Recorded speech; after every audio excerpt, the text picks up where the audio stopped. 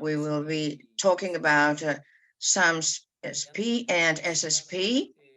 Before we start our meeting, I'd like to take some minutes to thank all of you for your interest in participating in this meeting, for your time dedicated to it, to discuss this issue, because it is of the essence for the SAM region. Our special appreciation to Marcelo Ureña, who's dedicated some special time to this session so that he can teach us what the path is in the SAM region and share with us his experience and knowledge. I'd like to thank Eva Maria and Deborah for all the administrative coordinations and our interpreters who are assisting us today. We'll be talking about SAMSP and SSP. We in the SAM AIG area are trying to generate awareness on the AIG groups, the authorities and specialists on the role these accident investigation organizations play in our states. This is just one of the many activities conducted in this regard, and we would like the AIG groups to play the role established within the framework of Annex 13 of SSP Annex 19. So thank you very much for your participation. I am going to show you today's agenda, and then I'll give the floor to Marcelo. These are the topics we'll be covering. SAMSP. We'll be covering objectives, indicators, baselines, goals, and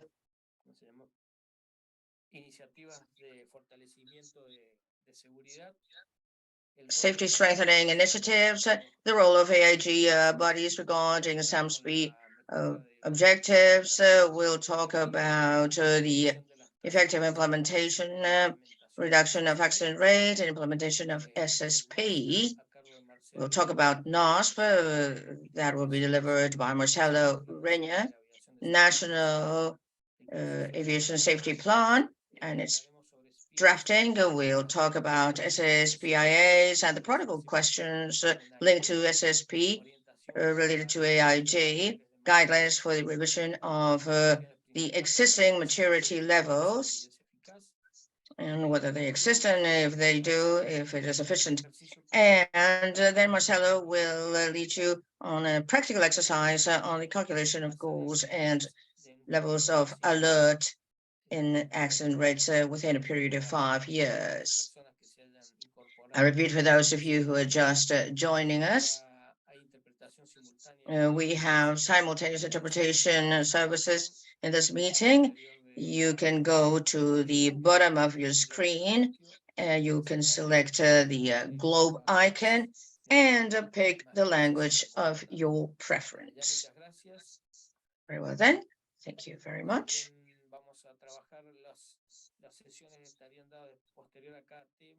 Well, after each topic, we will have some space for questions, and then we'll take a short break.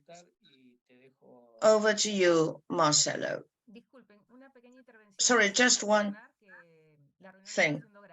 The meeting is being recorded. Thank you very much, Eva. Good morning, everybody. Do you hear me okay?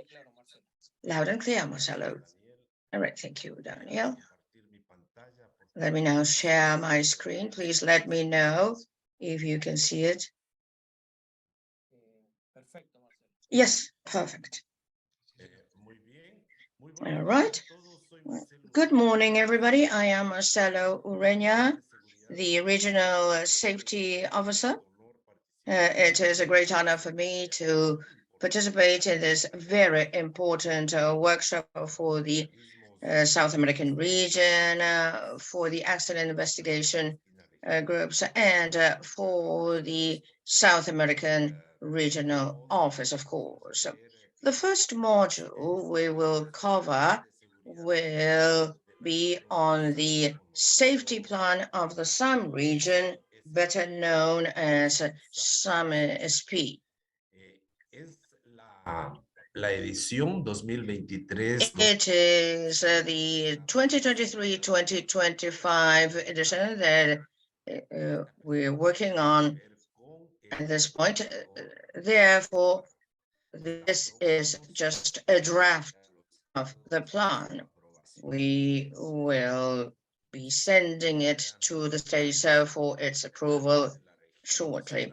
The South American region's safety plan is published by ICAO South American office on behalf of the three accredited bodies and the international organizations that participate in it.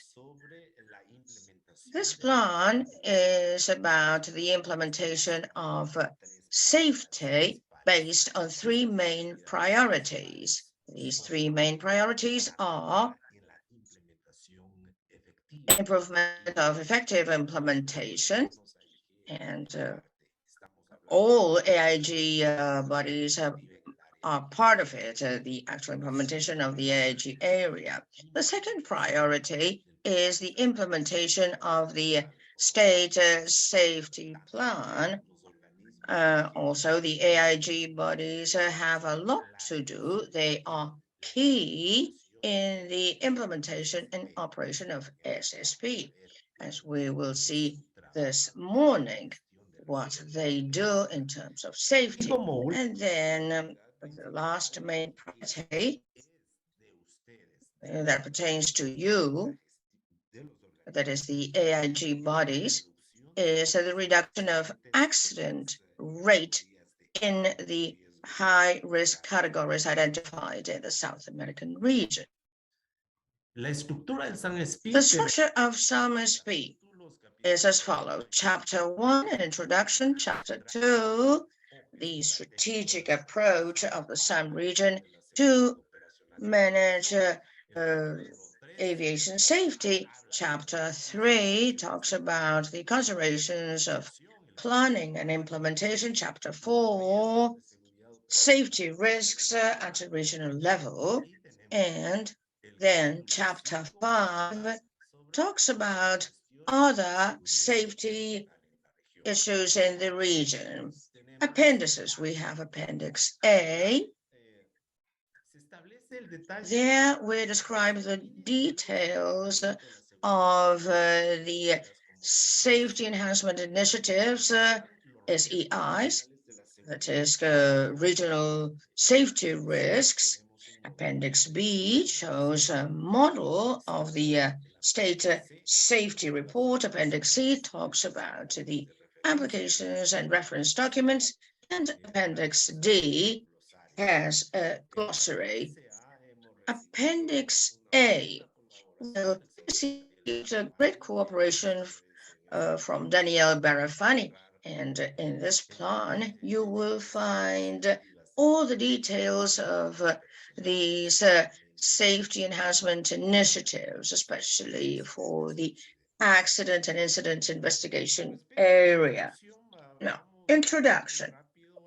We'll cover this part quickly because the main drivers on this regional plan are shown in Chapter 1. That is the objective. We could say that the plan is a master document that describes all the strategic plan of the South American region for the safety implementation is based on preventive strategy for safety enhancement. This preventive strategy is based on the implementation and operation of SSP. As you can see, SSP is the whole. Therefore, we encourage AIG bodies to be fundamental part of the SSP implementation. In this very same chapter, we also have the vision of SAM's region in terms of safety, and the final objective, which is to save as many lives as possible. That's our job. Those of us who manage safety want to save as many lives as possible. Well, the scope of this plan covers the 13 states of the South American region and safety management, of course, taking into account the objectives of the GASP up to the 2030. In Chapter 1, we also have the background describing GASP. In this section, we talk about GASP. Here you can see the cover of document 10,004, and we will have edition 2023-2025 published now that ICAO's body has supported the document. Now, Chapter 1 covers the roles and responsibilities of the following organizations: RASC, Regional Group on Safety for Pan American region, SAM region, the SAM office, that is, the SRB-SOP and ARCM, which belongs to you, the regional cooperation mechanism. Now, this mechanism of yours, in this regard, SAMSP states the following: the ARCM will do all the planning and implementation at a strategic and tactical level. This ARCM will provide support to the states in the enhancement of their effective implementation in the accident and investigation area in aviation, and will participate in the coordination and cooperation of AIG amongst the ARCM member states. The ARCM will also provide reactive and proactive information to ICAO, to the regional groups, and to the states for safety investigation purposes in their safety state programs known as SSP. So therefore, ladies and gentlemen, we have some roles and responsibilities to meet once this is approved by the aviation authorities of the states. Now we move on to Chapter 2 that covers the strategic approach of the SAM region for safety purposes. We start this chapter reporting on the strategic objective of ICAO in terms of safety. Our strategy, our objective is to strengthen safety of civil aviation at a global level based on the capacities the states should have for safety purposes. So in this link, you will find more information about the major objectives of ICAO. And then we also have the strategic objectives of the SAM region in safety matters. Very quickly, let me just talk very briefly about these objectives. The first one is to strengthen the oversight capacities of safety of the states. The goal is to reach effective implementation at a 95% level by 2030. Our second strategic objective is to implement SSP in an effective manner by 2025. All states should have a level of maturity related to the questions of SSP in the level called there is success. And by 2028, all states should have their SSP at this level available, and it is sufficient or effective, so that the states may start their assessment. It is also available in the OFI. You have an application, so the states can conduct their self-assessment and enhancement in the implementation of SSP. The third strategic objective is to attain continuous reduction of safety risks. This objective pertains to you, belongs to you, to the AIG. The fourth objective is to increase regional collaboration. Number 5, extend the industry services. And the last objective, to guarantee the air navigation and airport infrastructure services to support safe operations. These are the 6 major objectives in the South American region of ICAO. Very well, then let's see what specific objectives SAMSP has for 2023-2025. This is objective number 1. As we can say, it says achieve continuous reduction of safety risks. And one of the goals is to keep a decreasing trend of the regional accident rate. We have not established any percentages. We leave this to the AIG bodies, to the ARCM. Now, objective number 2, strengthen oversight capacity of safety of the states. And there you have the goals. All states improve their rating of effective implementation of critical elements of the state's safety system and oversight as follows: by 2024, 75%, 2026, 85%, 2030, 95%. All states should reach 95% of score in effective implementation by that year.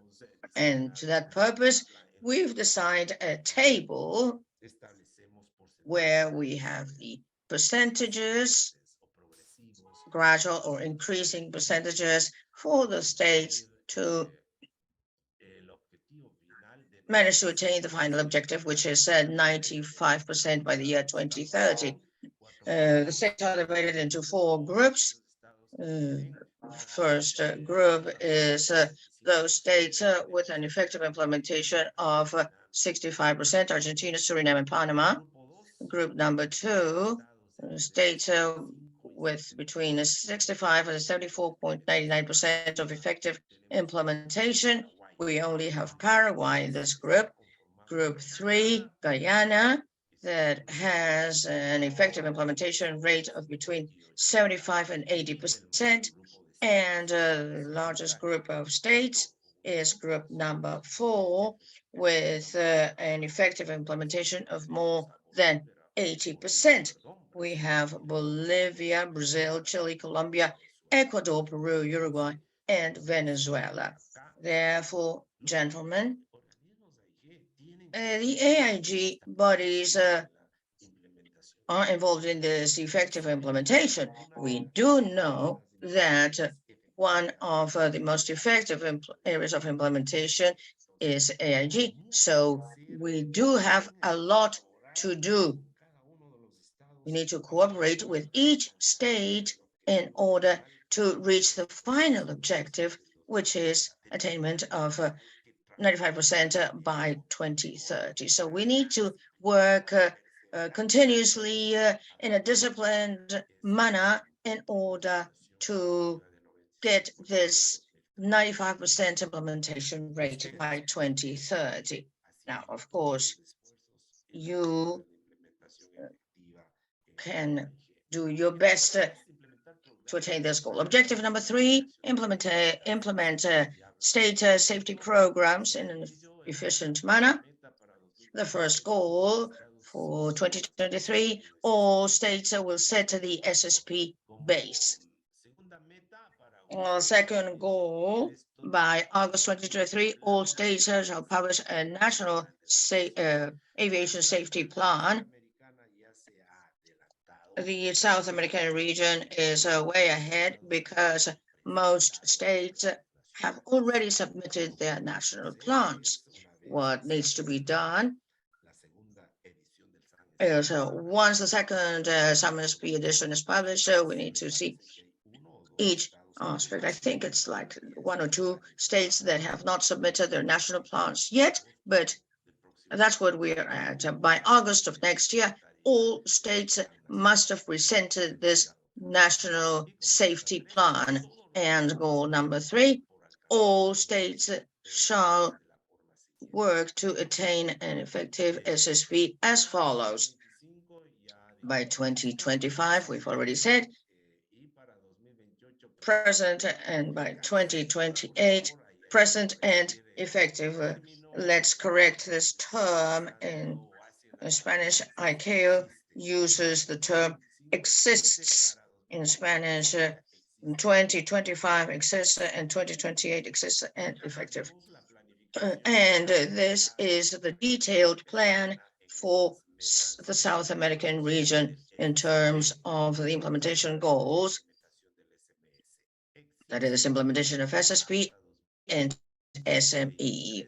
You have the table here with the goals by 2023, 60%, or the PQs that are 80 should be by December of 2023 at this level, 60% by the end of 2024, 80%, and by the end of 2025, 100%.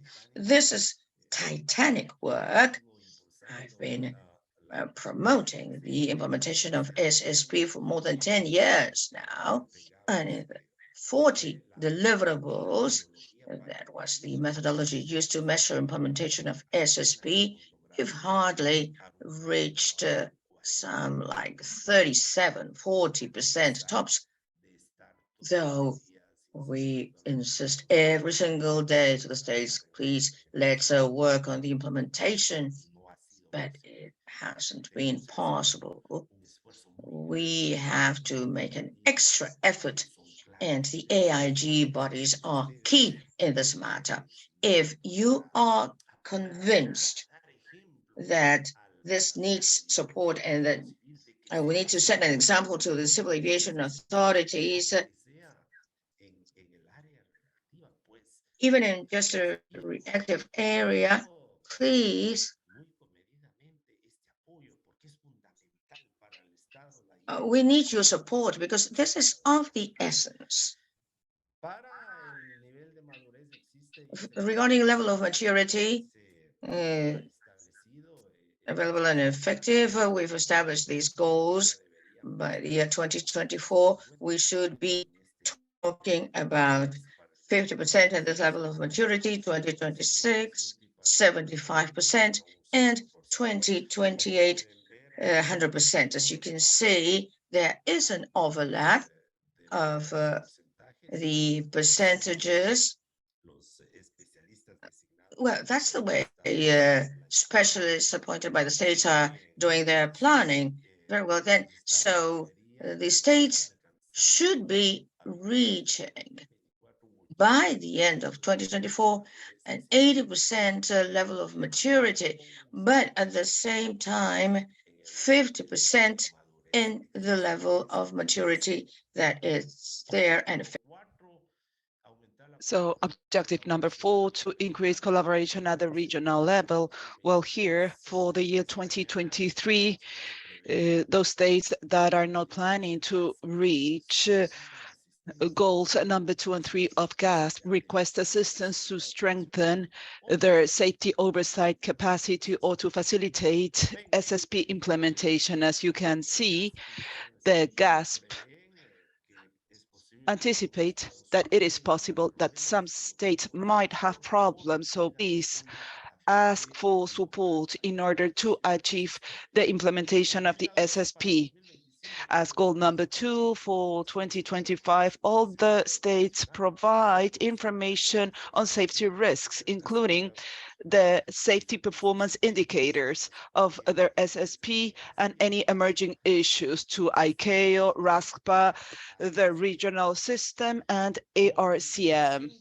In terms of goal number 5, to expand the use of the industry programs and safety information sharing networks by the service providers. Well, this goal is aimed at the service providers, evidently with the support that should be provided by the state aviation agency. I am referring to the civil aviation administrations and the AIG bodies or agencies. The target is to maintain a growing trend in the contributions of the industry to safety information sharing networks for the states and regions to assist them in the elaboration of their national safety plans. I am not addressing the indicators and the relationship with the GASP of the two following ones because the indicators are there as an example and you can read them through once we share the final presentations with you.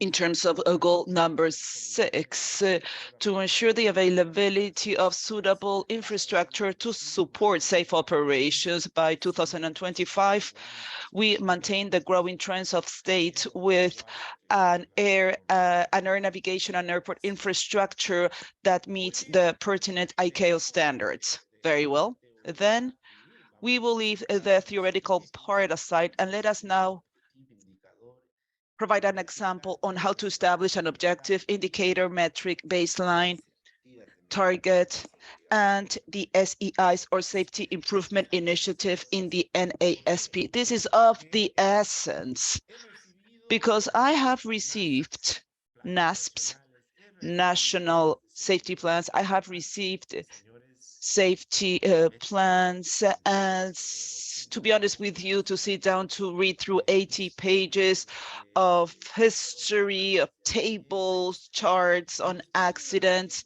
and after the 80 tables to see that the state that has not calculated which is going to be the improvement for the following period, for the following year, it leaves me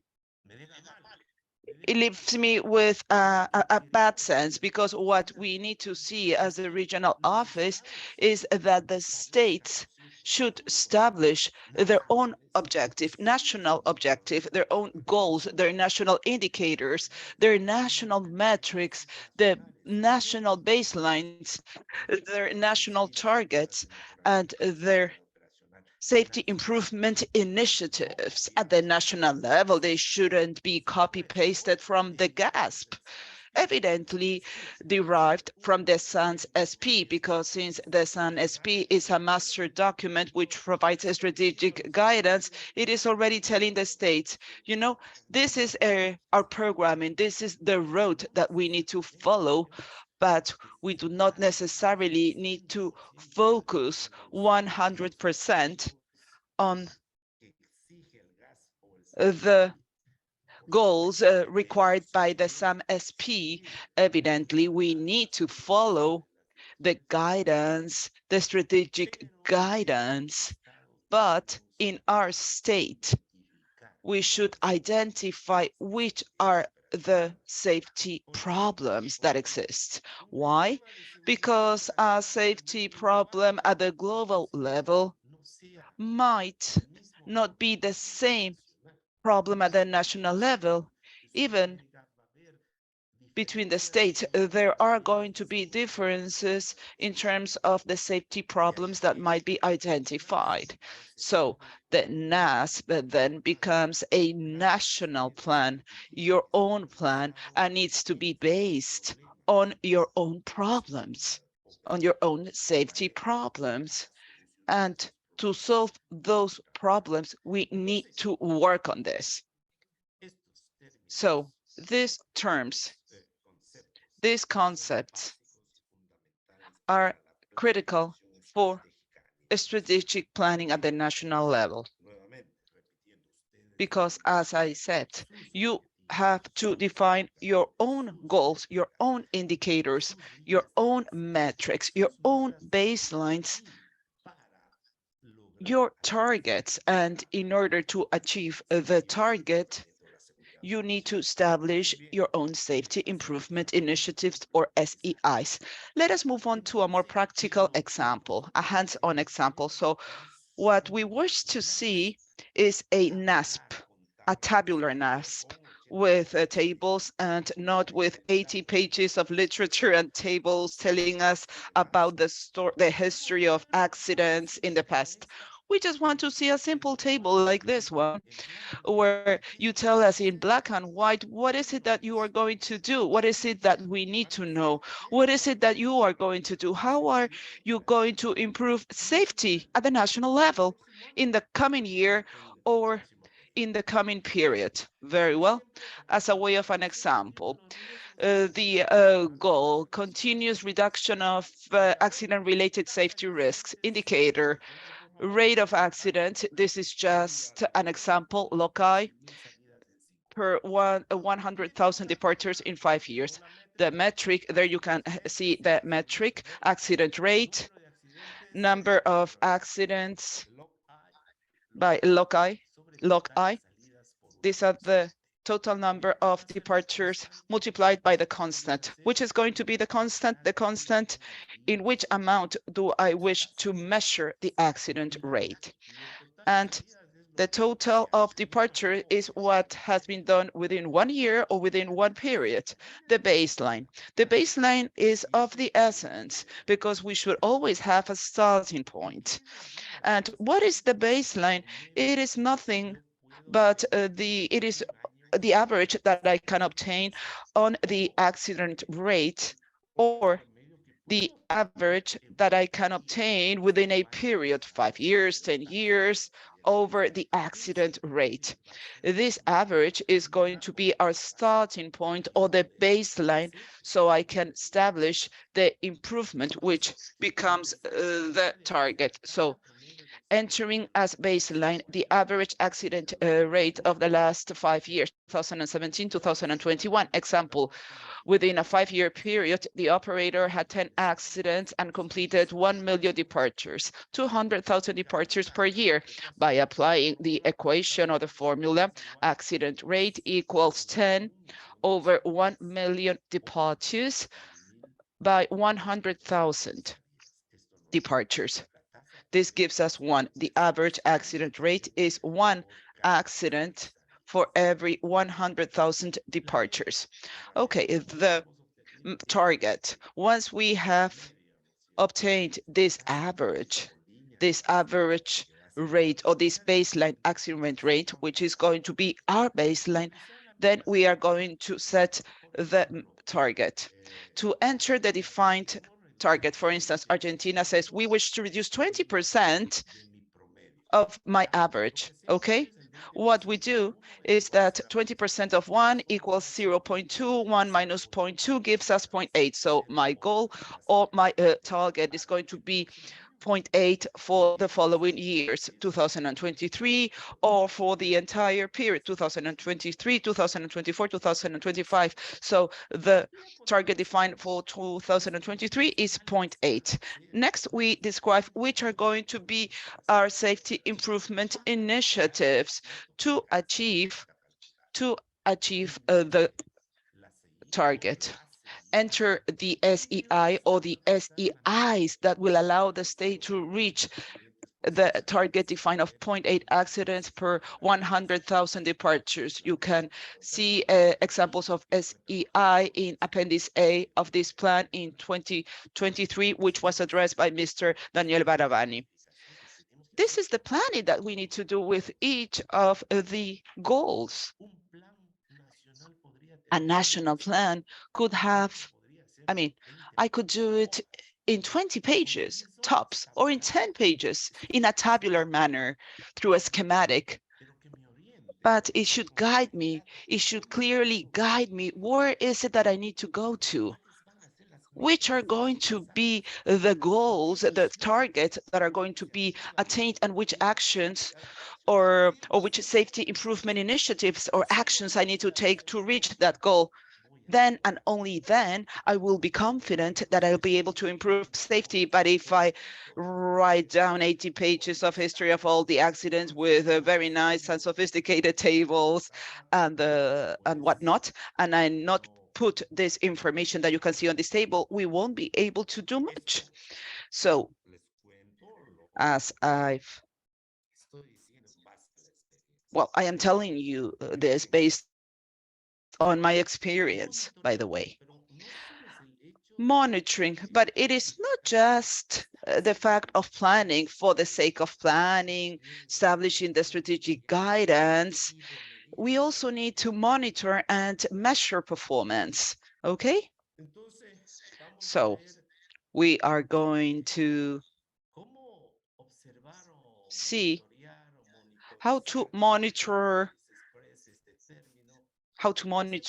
or observe. We do the same in the safety report, which is the document where the state must account for on whether they worked or they did not work. Well, it's basically this. What is it that we have done well? Column number 1, goal, the same, indicator and metric, the same, baseline, the same, target, the same. What does the last column tell us? Performance measure. Indicate if the annual target was achieved. Develop the corresponding diagrams based on the data from this table and from the SDCPS. What is the SDCPS?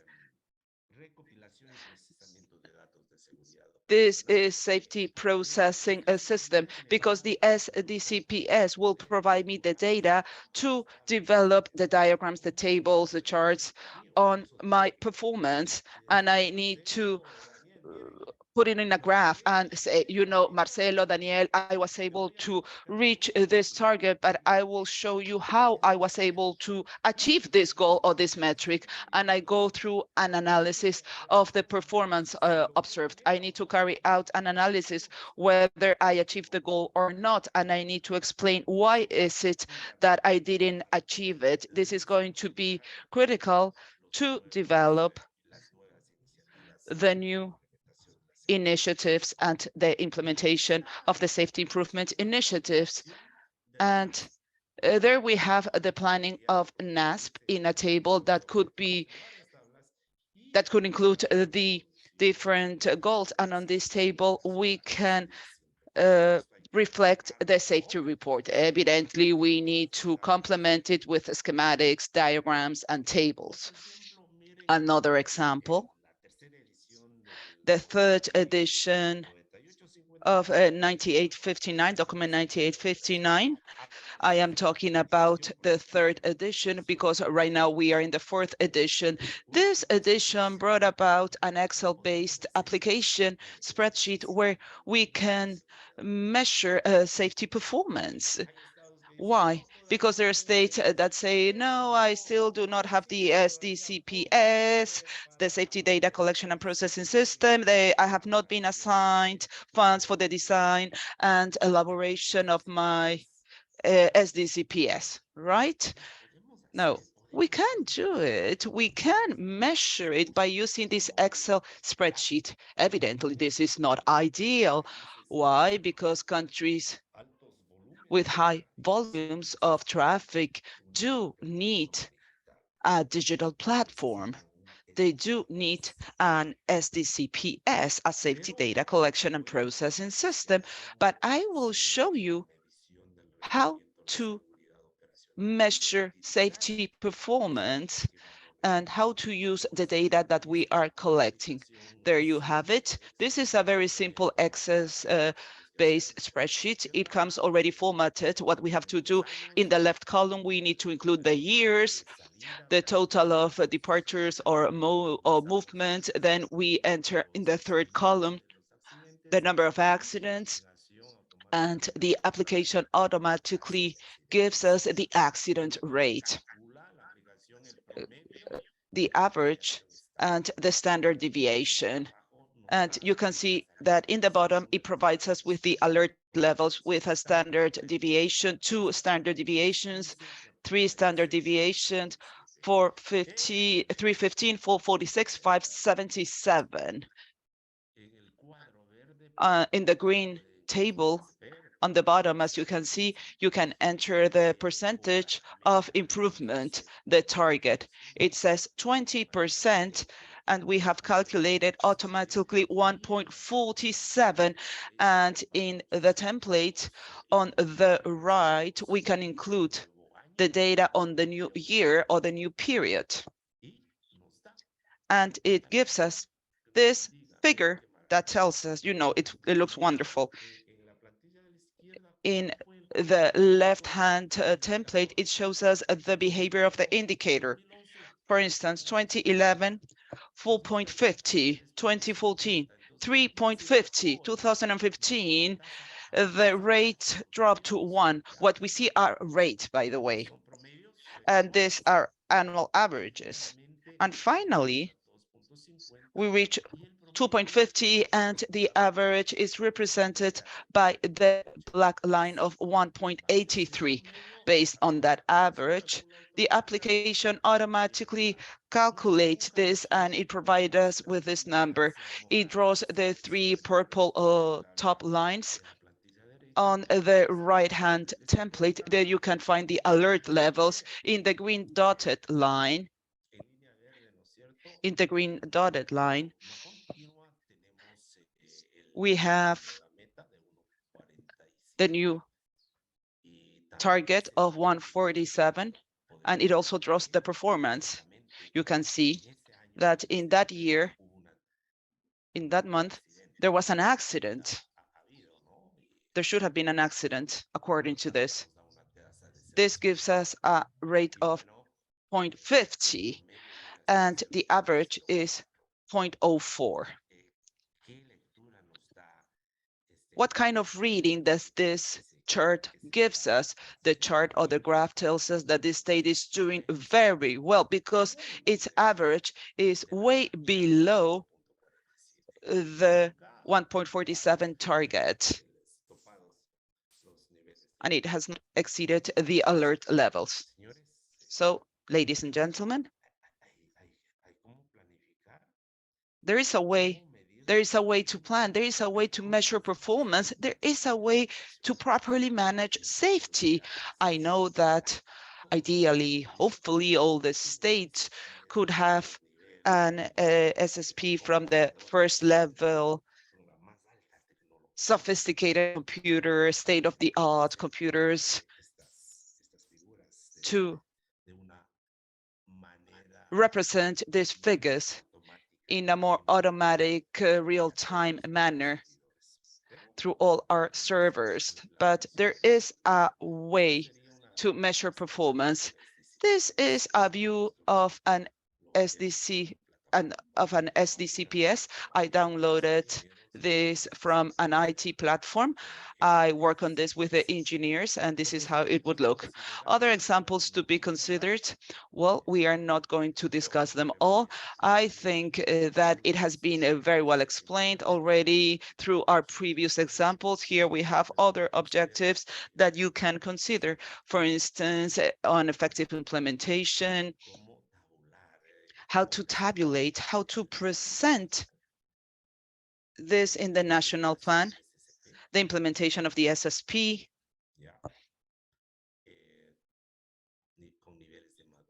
with different levels of maturity.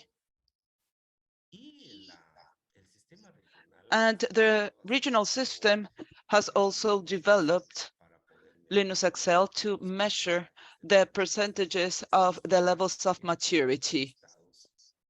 This has been submitted to the states. The states already have the matrices for measuring the maturity levels, and they also have an application through which, if we do a self-assessment, it will give us the percentages that we are reaching.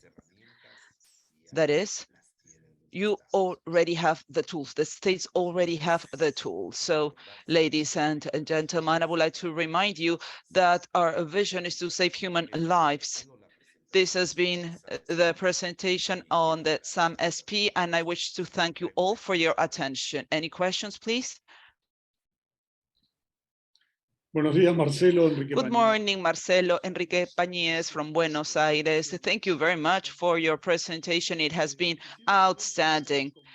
I would like to know whether you will be sharing this recording because it's highly illustrative to share it with our team. Of course, more than happy. Daniel, please. Yes, sure, no problem. After this meeting is over, if Marcelo is okay with that, we can share the recording. Yes, Daniel, sure, we will share the recording. We will share the documents that have been produced so you can have an excellent guidance. Any other questions, please? Yes, sorry, it's me again. Those Excel spreadsheets that you refer to, could you also send those to us? Yes, more than happy, Enrique. We will send all the AIG agencies all this information. They are available. Daniel, please, we need to prepare a package and we need to send the maturity level matrices, the Excel applications, so you can work on them while the state establishes the SDCPS. Hopefully this will be very soon because the technology is available. We just need to look for funds, resources, and a designer that could help us with the implementation. Yes, I am taking note of all of that. Any other questions, please? Very well then, having said this, I would like to give the floor back to Daniel, who has prepared an excellent presentation. And Daniel, based on these concepts that we have heard of, is going to make his presentation, but he will focus exclusively on AIG. Daniel, over to you. Thank you very much, Marcelo. We are going to take a quick 5-minute break, and we will be back at 10 a.m. Lima time in 6 minutes. Thank you.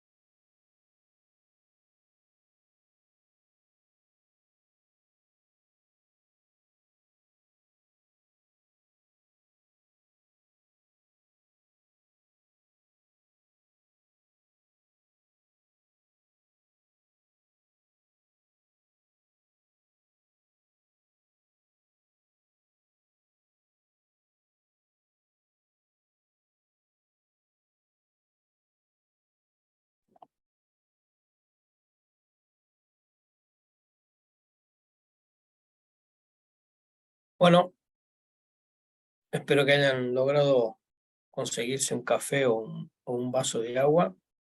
Continuando I con hope la... you managed to get some coffee or some water. Now, let's move on with today's topic. So we'll go to the second topic, which is the role played by the AIG units regarding SAMSP goals. As Marcelo said very clearly, that's already been covered, so I will simply focus on those where AIG units are directly related. Can you see my presentation?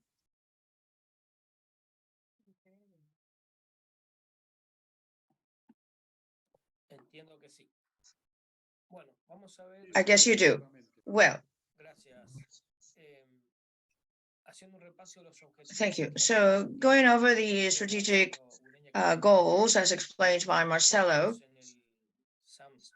and described in the SAMSP.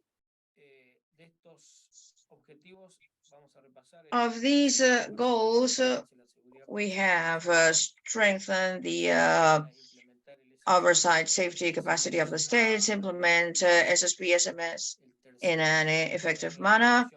Thirdly, attain continuous reduction of safety risks, increase regional cooperation. Fifth, increase the use of industry programs, and last but not least, guarantee navigation services and airport infrastructure in the right manner to support safe operations. As you can see on the screen, there are two goals that are highlighted in red, and this means that these two goals are directly linked to the development of accident investigation organizations. In other words, they are directly related to these goals,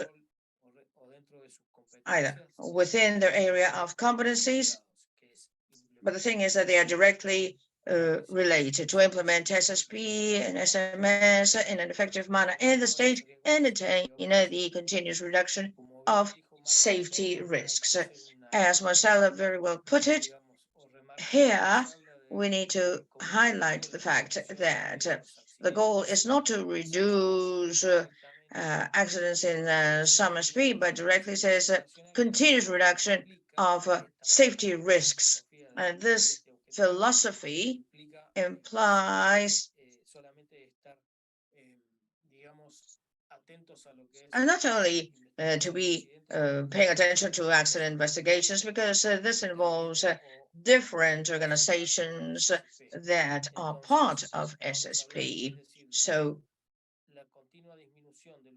the continuous reduction of safety risks through preventive measures, through data analysis and so forth, will result in a reduction of accident rates if the mitigation measures were the right ones.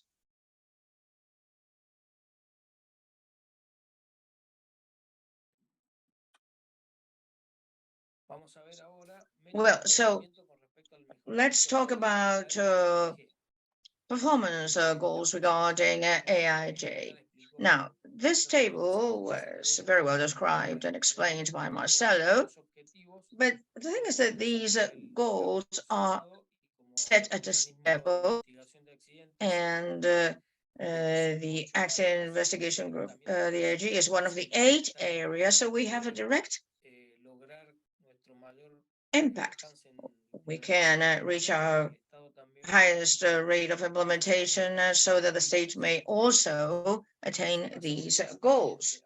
Now, if we move on to the analysis of accident investigation groups, so we can see the PQs with the critical elements, and we see that on the left-hand side, we have the 84 protocol questions on AIG divided by critical element, And we can see that 48.8%, that is almost 49% of the protocol questions we have in AIG are related to critical element 5, to some procedures, guidelines, checklists, and so on. And then we have critical element 2,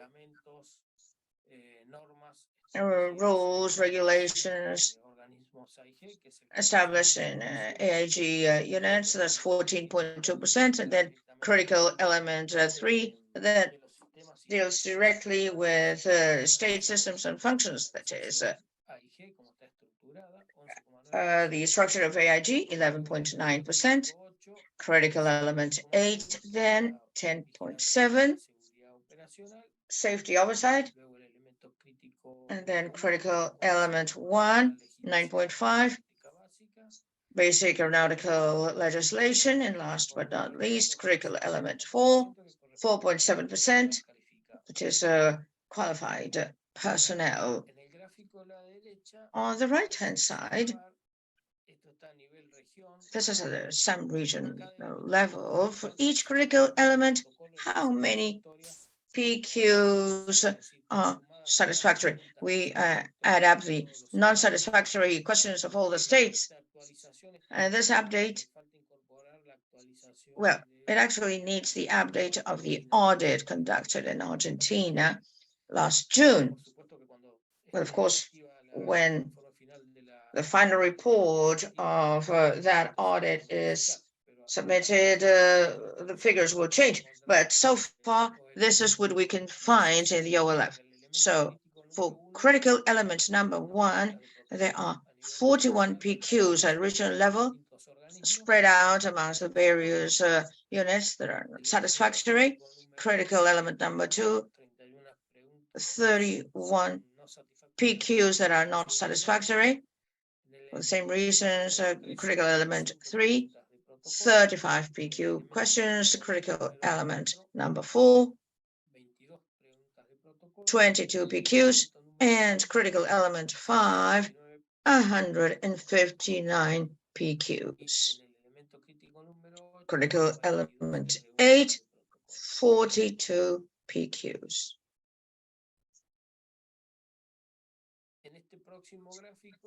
In this next chart, I've tried to describe the percentages of protocol questions that have not been satisfactory in each critical element. So critical element 1, those PQs at regional level is amounts to 39.4%. Critical element 2, 19.87%. Critical element 3, 26.9%. Critical element 4, 41.3%. Critical element 5, 29.8%. And critical element 8, 35.8%. Here I've highlighted 3 critical elements with a higher percentage. That is CE1, 4, and 8. Why? Because regarding the number of PQs, they have the largest number of unsatisfactory questions. So they are in red because that represents a challenge for the South American Regional Office and for the AIGs. We need to see how to improve that. CE4, there were very few protocol questions, just 12. And half of those questions have not been properly answered. So we need to see what to do there. Now, this also shows us some room for improvement. That is in critical element 5 regarding procedures, guidance materials, and so forth. Most PQs have been unsatisfactory in the CE5. So that gives us a chance to improve. Why is it an opportunity? Well, because it actually depends on the AIG itself. The AIG itself, as Marcelo says, needs to keep working and reviewing things all the time, not just do it when an audit is coming up. At any point in time during that period, we can check the protocol questions or procedures and start working on them. Since this relies on the accident investigation unit itself, this is an opportunity for you, because at the most it will be just a matter for the aeronautical authority to approve the procedures manual. It's also a challenge: critical element 1, critical element 4, and critical element 8. A challenge in terms of implementation. They have high percentages, so it means that implementing them is difficult. Critical element 1, basic aeronautical legislation, well, it's hard to solve because it requires the participation of third parties, state organizations, and that might take time.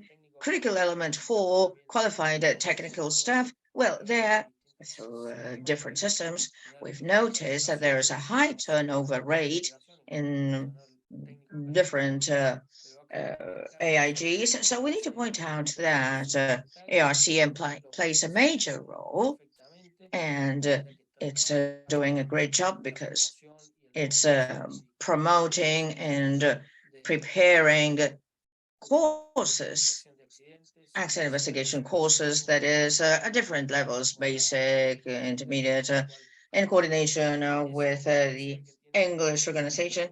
And for this level, then, for critical element 4, this is an opportunity that should be used by accident investigation groups.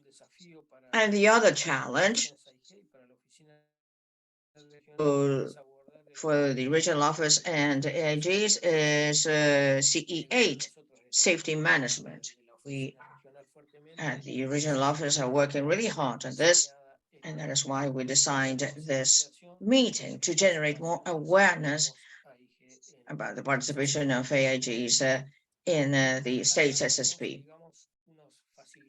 Here we have some facilitators that can help AIGs to improve our effective implementation in all areas, especially in C5 and the other critical elements. These facilitators are related to some previous work in the region,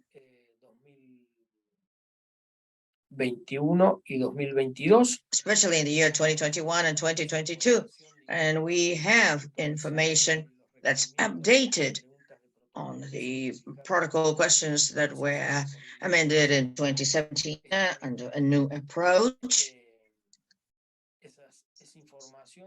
We have that information. And the states that have conducted those activities have stated that they are willing to share that information with those states that may need it. And we need to highlight the role of RVSM, ARSM, that is like a reservoir where we can put all the information here for consultation. That was a proposal in the Bogota meeting, and hopefully it bears fruit. And the other facilitator is that the South American Regional Office of ICAO provides assistance to those states that may request it. It could be through virtual technical assistance or on-site technical assistance. This can help moving forward in the enhancement of effective implementation by the states.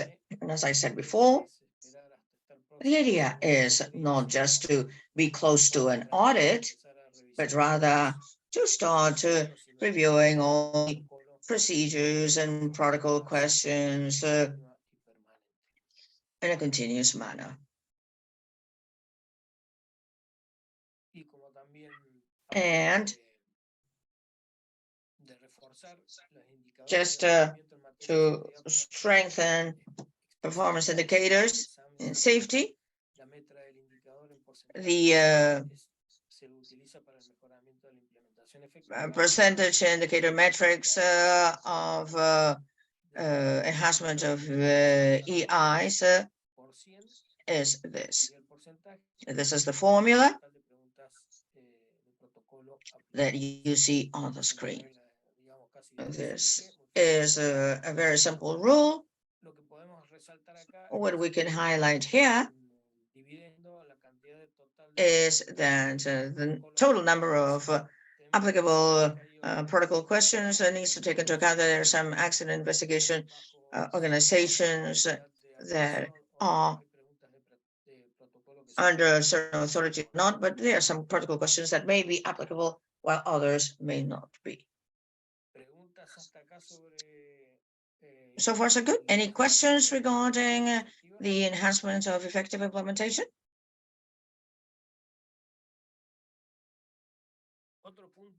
Well, there is another aspect we should discuss because we are directly related to it. The performance goals regarding the accident rate reduction. You will be receiving the SAMSP. Would like to take this opportunity to thank the states that participated in the first revision of SAMSP for their contribution and their work. So thank you very much. And when the other states receive it, the regional office will be at your disposal should you have any questions or doubts. Category of high risk, global high risk category. High risk categories. This is used by ICAO in the GASP, the Global Aviation Safety Plan for continuous reduction of safety risks. This is based on safety data analysis. At a global level, ICAO reported 5 HRC categories, impact against aggression. CFIT, that is control FIT, LOCI, mid-air collision, MAC, runway excursion, and the opposite, runway incursion.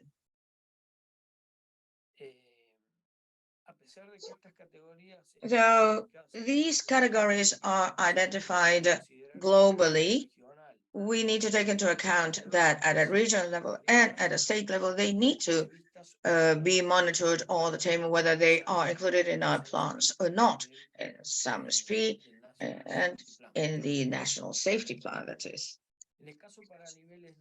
Now, for the regional category level, to develop the SAMSP 2023-2025, we use a RAXPA annual report submitted in 2021 that contains reactive information for the SAM region from 2020 to 2021, and that data analysis highlights the following risk categories for the SAM region: runway excursion, CFIT, MAC, and turbulence. As you can see, there are some categories that are more repeated, and that's why they are ranking first. And then there are 2. CFIT has a few repetitions, but at the end of the day, they are the ones that result in a larger number of fatalities. And then MAC and TURB or turbulence are those HRCs that have been identified and need some monitoring with CFID. We know that in AIG there is little information available. Well, probably because this type of events are not reported to AIG and they are covered by the ATS or ATC service provider. And turbulence, same thing. There is a global concern and regional concern regarding this HRC, but no information available. And that is why they were added in the SAMSP safety plan, so that these two categories can be properly monitored and provide information about it. Enrique, over to you. Thank you, Daniel. I understand that this is within the framework of 2023, 2025. Yes, that is correct. It is as you say, as we will see also in the next slides.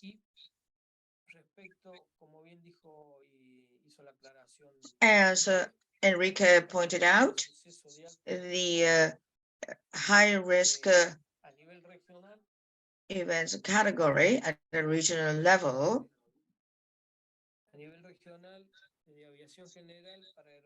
and general aviation for MTOW of less than 5,700 kilos based on information obtained from, sorry, just 1 second, please. Based on the information obtained regarding serious accident incident in the SAM region, we've obtained information from the regional office provided by the states directly. So we have 3 HRC that should be monitored at a safety flight plans, that is Log I, LOT, and CFID. I would also like to point out that we have had some questions because the most recurring categories are those related to systems that are not power plant and aircraft systems that are power plant. But those HRCs do not have the largest number of fatalities, unlike these HRCs that are on the screen, because when they do happen, they have the highest number of fatalities, and that is why they are included here. But this does not mean that in your national safety plans you can include the HRCs that are of interest to your states, like aircraft systems problems that are related to power plants or not.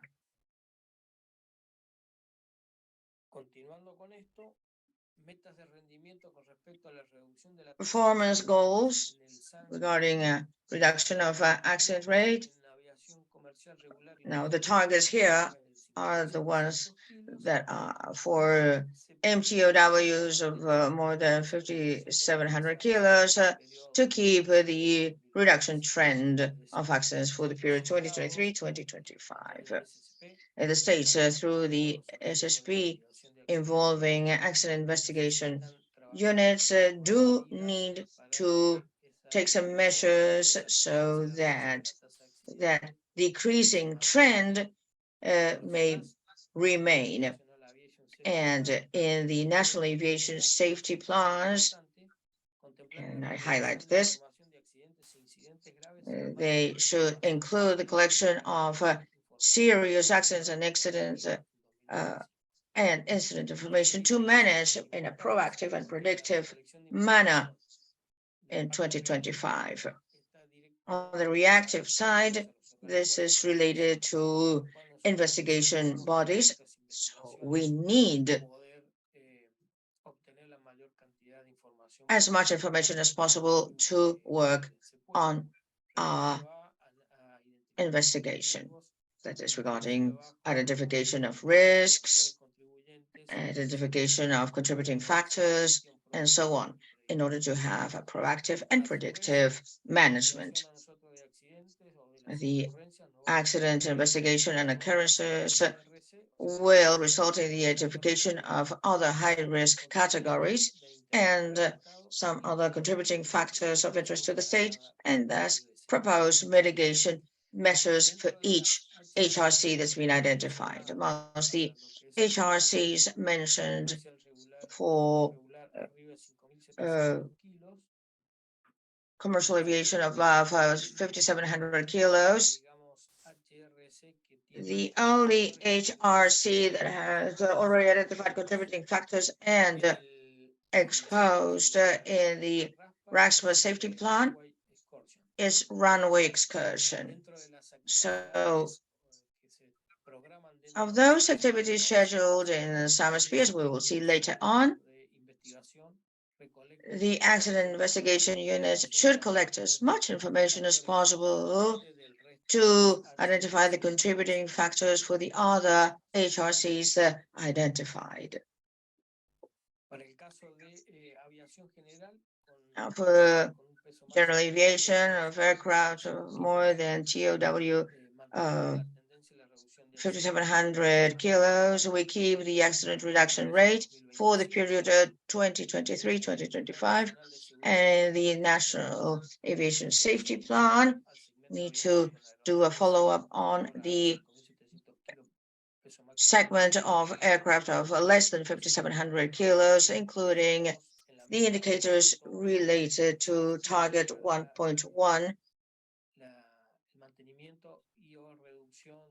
that is maintenance and or reduction in the safety risk reduction, to get by 2025 the high-risk categories in this aviation sector with their respective contributing factors for proper analysis and assessment, and propose mitigation measures for each high-risk category identified.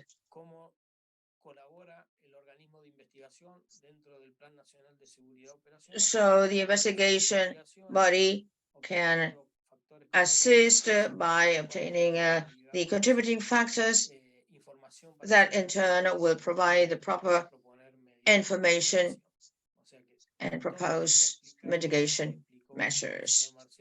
So as Marcelo pointed out, the investigation organizations are directly linked to SSP.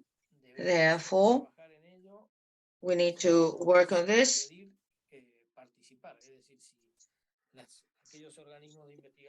And those investigation bodies that are working separately can request their participation if they have not been invited. Let me now move on to attachment A to show you the metrics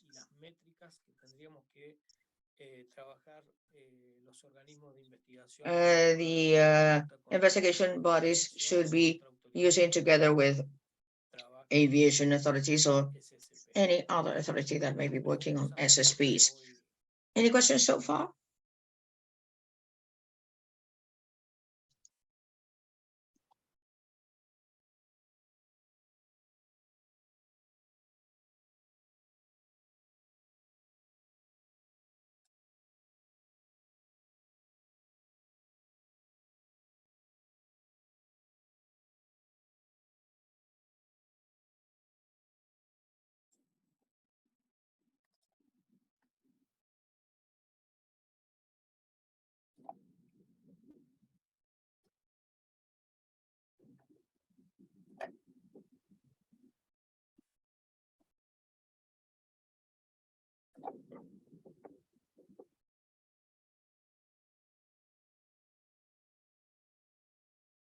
¿Pueden ver la pantalla?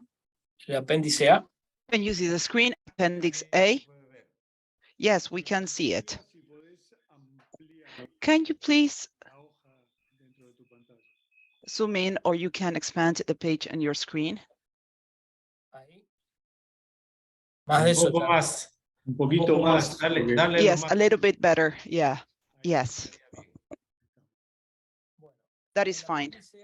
Okay, in Appendix A, as you have seen, we have provided details on safety improvement initiatives, also known as SEIs, where we have described each of the HRCs that we have recently mentioned.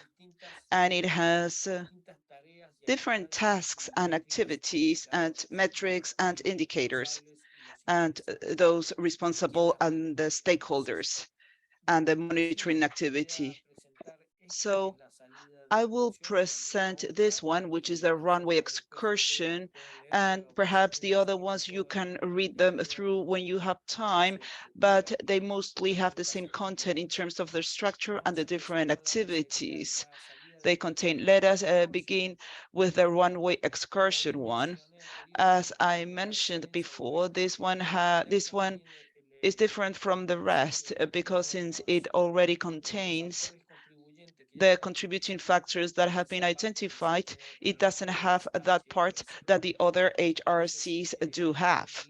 So on the side, on the left column on top, it says Safety Improvement Initiative. Say, you see the distribution. It is distribution in the GASP OPS, in the SAY runway excursion, SAMSP, and it is also contained in ARE. So this HRC comes from the GASP, or the Global Safety Aviation Plan, and it can also be found in the SAMSP. And we have requested to include this in the NASP for monitoring purposes. And the goal is to mitigate hazards, consequences, risks, and factors contributing to runway excursion accidents and incidents, to promote and raise awareness among air service operators, approved training organizations, and the different civil aviation organizations on the aspects of the high-risk category. So on the following column, we have the actions that should be taken by a state to comply with this initiative. So the first action in this case is to organize seminars or workshops on safety in each SAM state on hazards, consequences, risks, contributing factors, mitigation measures, and how to implement them, lessons learned, safety recommendations, new training methods. Well, this would be done by the state. The deadline or the term, we should carry out one of these activities in 2023, 2024, and 2025. Which are the entities responsible that should carry this activity forward? The Civil Aviation Authority, the Accident Investigation Authorities, and the accident investigation organizations, which are under the Civil Aviation Authority, organizations of manufacturers, those states that have the collaborative safety teams, and the regional safety operational organizations, RSOO. So as you can see here, we need coordination between the investigation agencies, the aviation authority, and we need to summon the other responsible authorities, such as the manufacturers and other regional safety organizations, to plan for and develop this activity at the state level. Who are the stakeholders? Well, we are very much interested as a regional authority, but also the civil aviation authorities, to maintain the trend of the reductions, the risk reduction, the safety risk reduction. Then we have the accident investigation authorities, the air service operators, 121, 135, because this category belong to that segment, although all these contributing factors and activities can easily be applied to general aviation. corporate air services and operators of large aircraft from general aviation, approved training organizations. Why? Because we're talking about new training methods and the CAST, the collaborative safety teams and the regional safety organizations, and which indicators will need to be presented by the state. A number of seminars or workshops held in 2023, 2024, and 2025. Number of participants from the states who have attended seminars or workshops every year. Runway excursion incident and accident rates and quantity that occurred in 2023, 2024, and 2025, metrics for accidents and incidents for the accident rate, number of accidents, the number of runway excursion accidents over the total number of departures multiplied by the factor. Here we need to make a caveat. We're not going to make a caveat, but the factor by which we multiply it needs to be defined according to the level of movement of the state to have an accident rate in accordance with it. For the incident rate, we use the same metric, the number of serious incidents or incidents by the total of departures multiplied by a factor. The priority, since it includes monitoring, and this category has a greater recurrence at the level of this aviation segment.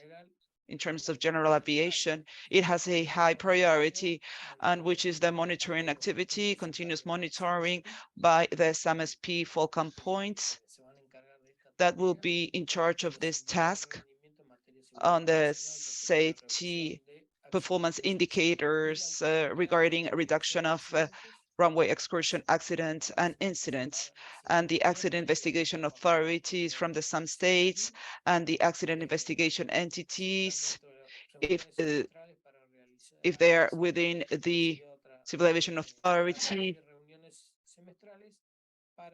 semestral meetings to analyze the progress made in the SEI and to take the corresponding measures. So this is a plan that each of the states will develop in its own NASP that will include this information. They can also add other HRCs that may be of concern or interest for the state. And this would be like the roadmap that the investigation agency will have to do it jointly with the Civil Aviation Authority to develop their NASP and to carry out their activities, and also contribute to achieving the goal, which is maintaining or reducing the trend of these accidents or incidents.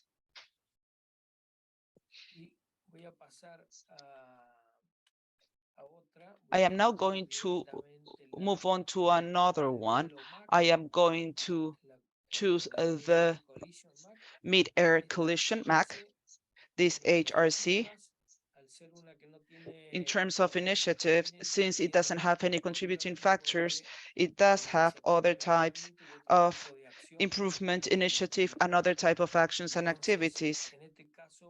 So in this case, for this high risk category for MAC mid-air collision, one of the initiatives is to collect and process data on accidents, serious incidents, and incidents related with loss of flight separation or mid-air collision in the same region, and to identify the hazards, consequences. Here we have a key issue, which is to identify hazards, consequences, risks, and contributing factors. This task over here, since it's a reactive event, is directly related to accident investigation. Then we have to promote and raise awareness among the air service operators, the approved training organizations, and the different civil aviation organizations on the high-risk category aspects, in this case, MAC. In the second column under actions, You will notice that these actions are different from the first category we explained. Each SAM state will collect data through the mandatory and voluntary safety reporting systems.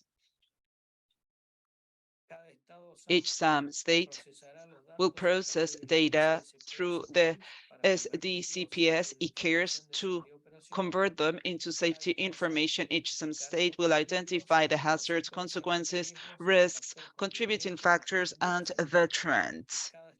And each SAM state will establish objectives, indicators, baselines, targets, alert levels, and mitigation measures regarding MAC. Here in point number 3, where each SAM state will identify hazards. Since the design of airspaces are different, since the airports of the states are different, the hazards under this category will be different, and the contributing factors might also be different. So in each NASP or in each National Aviation Safety Plan, under this category, we will have much more information compared to another category, which could be more common. The term is 2023 to 2025. So within this period of time, the states and the investigation authorities, in this particular case, will have to obtain the necessary information according to what has been established in the SAMSP and whatever you establish in your NASP, which can also go where we can always add to it. This would be like the baseline. Responsible authorities or agencies, the civil aviation authorities, the accident investigation authorities, and the ATC service providers. As you can see, we are not involving a third party. Sorry, here we are involving a third party, which would be the ATC service provider. Stakeholders, civil aviation authority, accident investigation authorities, air service operators, 121, 135, approved training organizations, ATC service providers, the regional safety organizations, and the collaborative teams.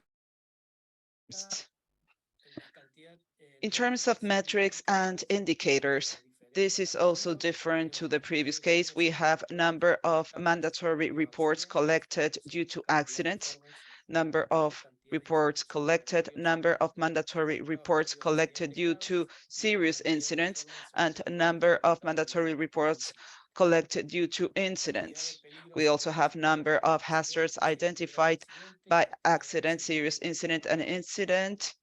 If we talk about safety management, we need to clearly understand that for each hazard, we should have a risk analysis. That is why we have included those two metrics there. Number of contributing factors identified by accident, serious incident, and incident. This is necessary so we can then establish mitigation measures, a number of mitigation measures identified by accident, serious incident, and incident. Number of reports shared between the Civil Aviation Authority and the Accident Investigation Authority. Rate and number of MAC accidents and incidents that occurred in 2023, 2024, and 2025. And metrics for accidents and incidents. We use the same one as before. The accident rate would be the number of accidents under this MAC category over the total of departures multiplied by a factor. The same applies to serious incidents, and we add other metrics for hazards versus risk analysis. If I identified 5 hazards, then I need to have 5 risk analysis and percentage of hazards identified with the risk analysis. La prioridad es intermedia. Priority is intermediate, and the continuous monitoring by the SAMSP focal point of the safety performance indicators and the accident investigation authorities of the SAM states and accident investigation entities or authorities and holding meetings every 6 months to analyze the progress made so far and to take the corresponding measures. Finally, then we have the MAC, then we have turbulence. The turbulence follows the same procedure. The only column that might change is the entities responsible or the stakeholders. So I would urge you that once you receive the SAM-SP, you can take a thorough look at this to further analyze it. And there's another part which is for general aviation. In this SAMSP, in this edition, we incorporate directly an approach on general aviation, which did not apply specifically to this point. And here, the same. We have the 3 HRCs, which are loss of control in flight, LOCI, with a safety improvement initiative. We do not have any studies, including contributing factors. Perhaps one of some states will have them, some AIG agency might have them. So this task will be almost fully developed, but we need to continue working on this.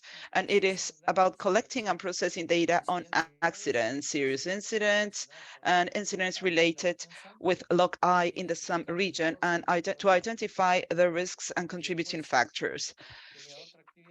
We have another activity, which is to promote and raise awareness among air service operators, the approved training organizations, and the different civil aviation organizations on the different aspects of the high-risk category LOCI, loss of control in flight, and which actions are anticipated by the state. As a first action, each SAM state should collect data through the mandatory and voluntary safety reporting systems. That is, how many reports of these accidents do we have? Each SAM state will process data through the eCares, if you have it, if not through your Excel database, the CPS, to convert them into safety information. Number 3, each SAM state will identify the hazards, the consequences, the risks, the contributing factors, and the trends. Each SAM state will establish objectives, indicators, baselines,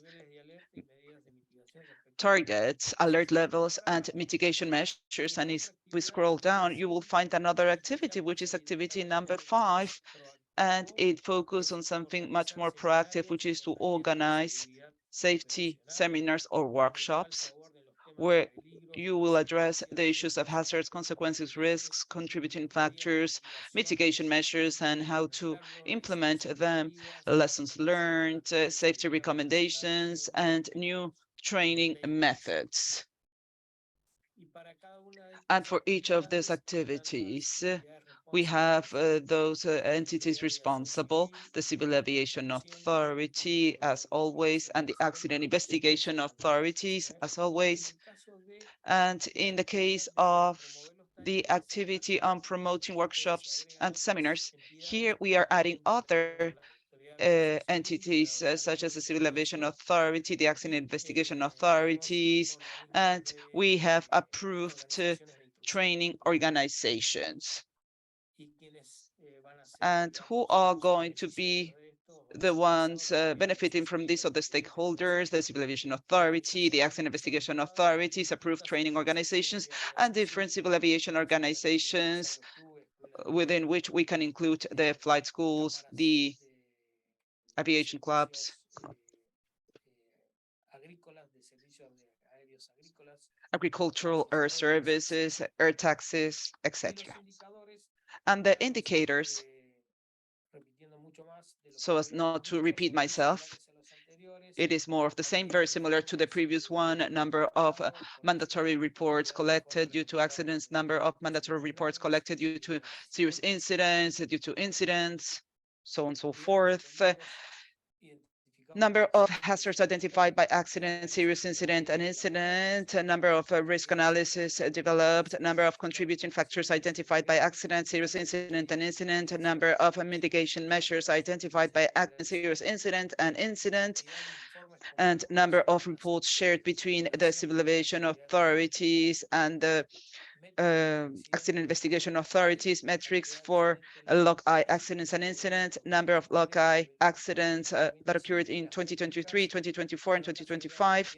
And the metrics here, we are adding the number of mortal victims in log-eye accidents, percentage of log-eye fatal accidents, metrics for hazards versus risk analysis, and percentage of hazards identified with the risk analysis. Here, the metric, we remove the accident rate because it's very difficult to obtain the exact number of movements. That is why we have not added that formula. We only include number of accidents.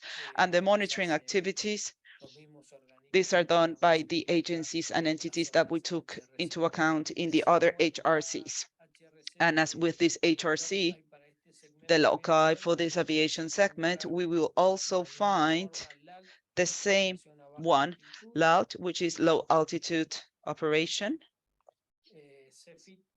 and CEFIT, which is what you have here. And these have been explained in the SAMSP, but each state in particular within their national safety plan can incorporate those HRCs that are of interest for their own study and analysis.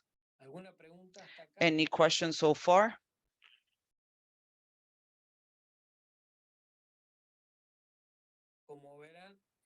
As you can see, we have a lot of activities ahead of us,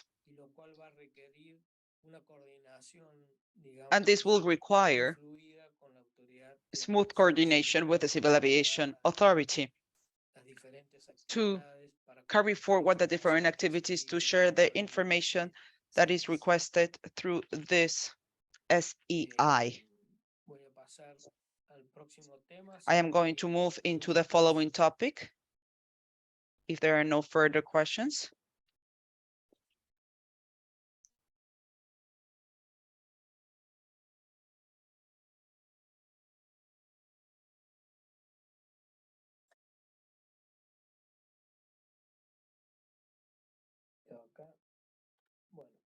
Marcelo.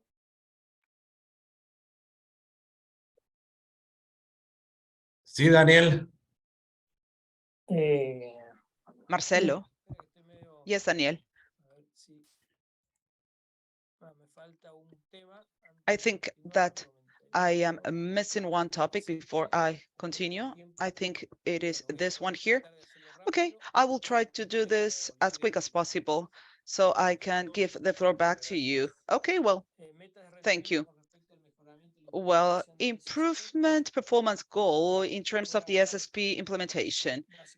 I will talk essentially about this slide. This gives us the background of the regulatory framework used by the accident investigation agencies, Annex 13, which is directly related to accident investigation, and then new roles arise in Annex 19, which is part of safety management. And there's a distinction that I would like to make in Annex 13. Through the investigation, we directly contribute to safety improvement through all these recommendations in Annex 19. And the new role of accident investigation, well, investigation contributes to safety management. So these are two different concepts that safety management is how the state manages its safety and where would they dedicate their efforts to improve safety, whereas in accident investigation, through a recommendation, we are tackling a specific area or point that resulted in an accident. The AIG participation in the SSP, this is clearly described in Annex 19 in 3.3.3. accident and incident investigation. The states shall establish a process to investigate accidents and incidents in accordance with Annex 13 to support safety management in the state. So here, we are no longer involved in the SSP.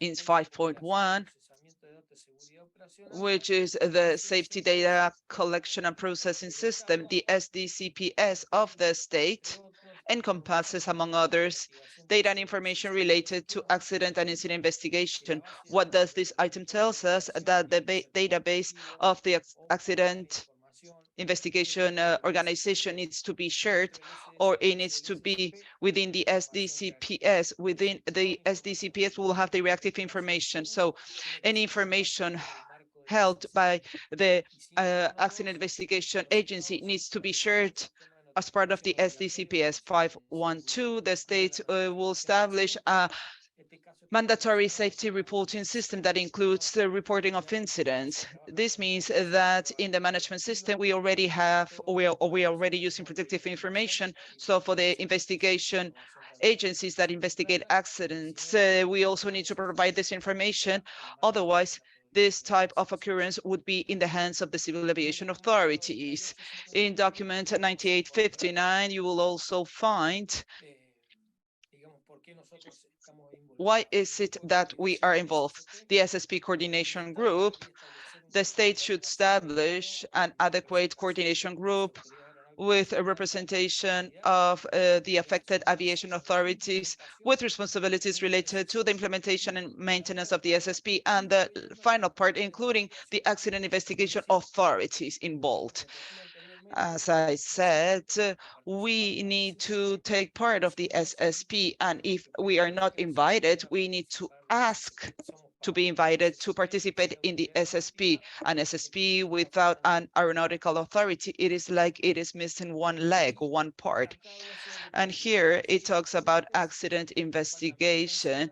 They also mentioned this. The accident investigation process has a key role in the SSP. It allows the state to identify contributing factors and any failure within the system. So the investigation agencies, we are a key part within the SSP. So the issue of identifying contributing factors is reflected in the SAMSP within the SEIs. Indicators and targets regarding the SSP implementation. This has already been explained by Marcelo, so I'm going to skip through that so as not to repeat what Marcelo said, since we are running out of time. The metric has already been described by Marcelo. We are going to work on the elements known as present and effective that we will explain later on. And this will be the end of my presentation. Marcelo, over to you if you need a 5-minute break until 11:02 Lima time, and then you can present the NASP, the National Aviation Safety Plan. Yes, let us take a 5-minute break and we can resume at 11:08. If there are any questions, please let us know. Voy bajo la presentación, Marcelo. La dejo. Me avisa cuando la subes. Yes, let me know when you want me to stop sharing my screen, Marcelo. Yes, let me know when you want me to stop Voy sharing a my screen, subir Marcelo. la presentación, Yes, Daniel. I will upload the presentation, Daniel. Okay, thank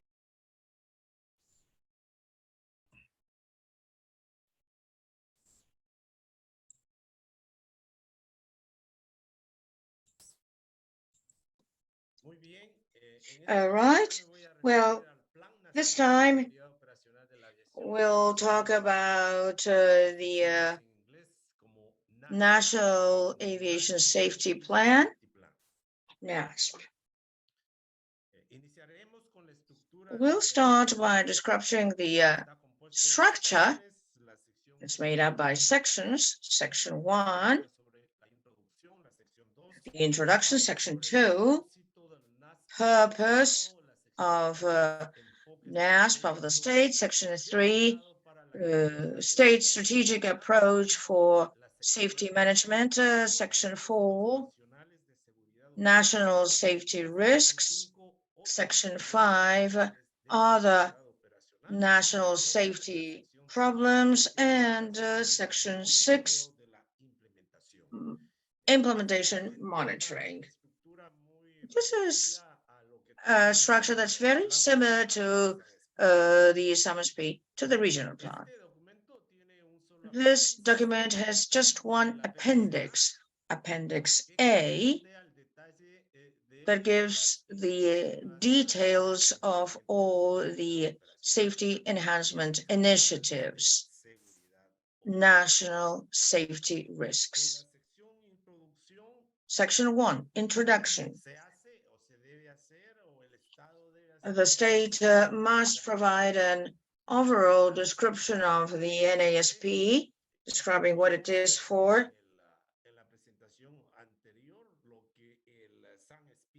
and the SAMSP is for the region. That's what NASP is for the state. It's a master planning document that contains all the strategic approach for aviation safety, and it covers a specific period. It could be 1 year, 2 years, 3 years. That can be within the NASP regional description. And then we have the structure. The NASP is made up by different sections, as we've seen, and an appendix. We talk about the relationship between NASP and SSP. Well, here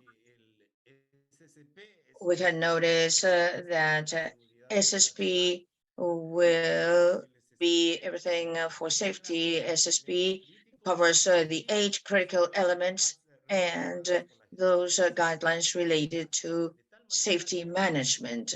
So we cannot really separate safety organizations by creating a new department, a new unit to manage safety, because we're talking about the same thing. So what we need to do in our states is to integrate all the aviation-related organizations. We need to integrate the SSP office with the technical safety bodies. We have most states in the South American region made the mistake of creating SSP coordination officers, or we've appointed an SSP coordinator. And unfortunately, the office has created a bubble that does not take into account the safety technical bodies. And this is creating a huge problem in safety. And besides, this person or this coordinator does not take into account the AIG of the state. So we need to take into account that SSP is a highly integrated system, and that the coordinator or the coordination office is to do that, actually, to coordinate rather than to lead or to want to have some power that has not been delegated upon them. The coordination office is there to coordinate all the SSP actions in the state. Again, this is a highly integrated system that requires the involvement of safety bodies, operations, airworthiness, air navigation services, aerodromes, and also the accident investigation authorities. And of course, the full management is involved in SSP, the financial units, the human resources units, planning units, and so on.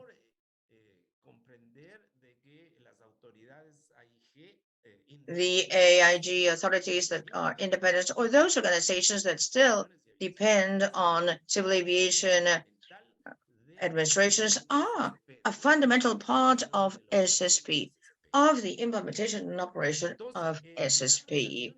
So the SSP provides safety information to NASP.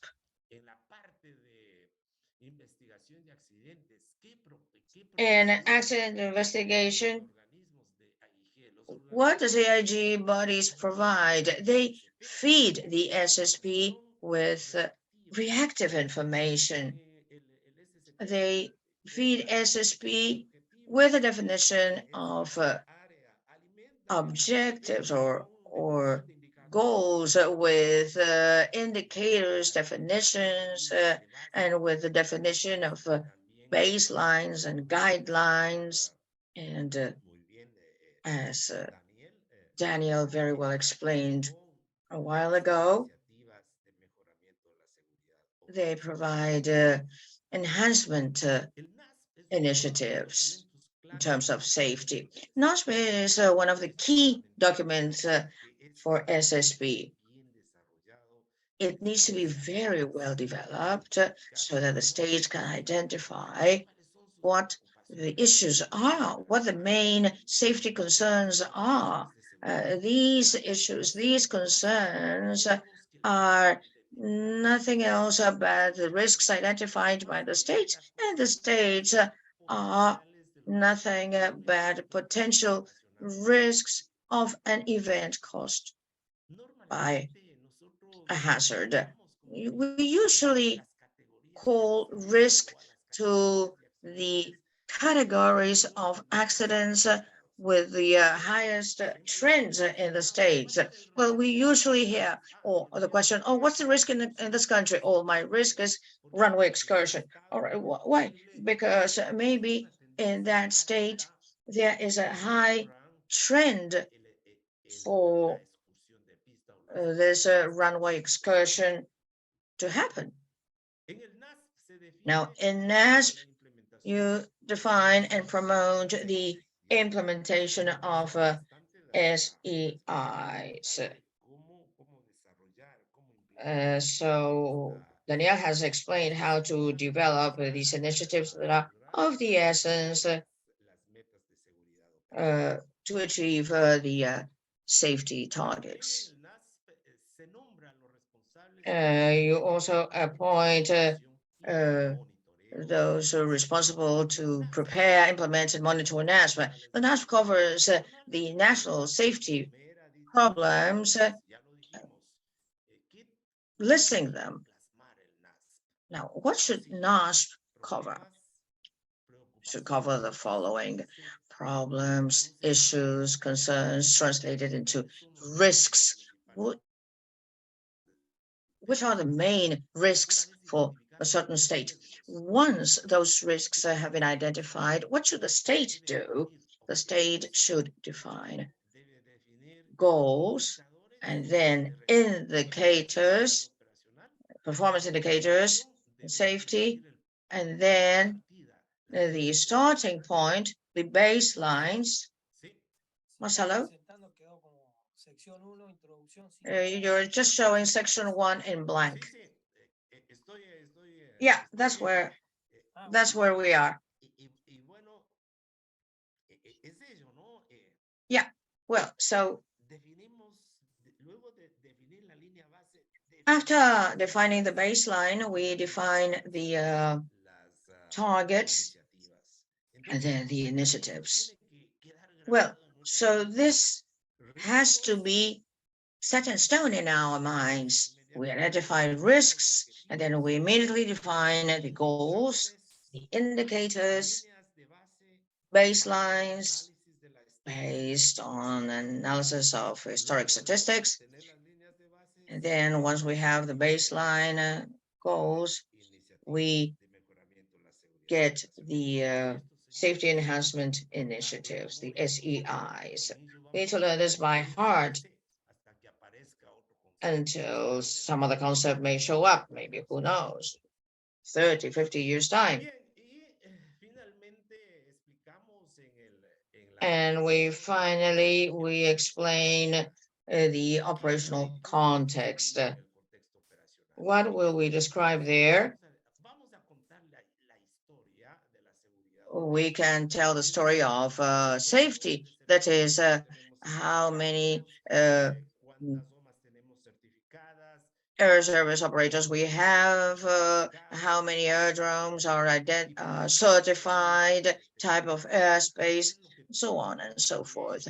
That is what we need to describe in this operational context. Section 2, the NASP purpose.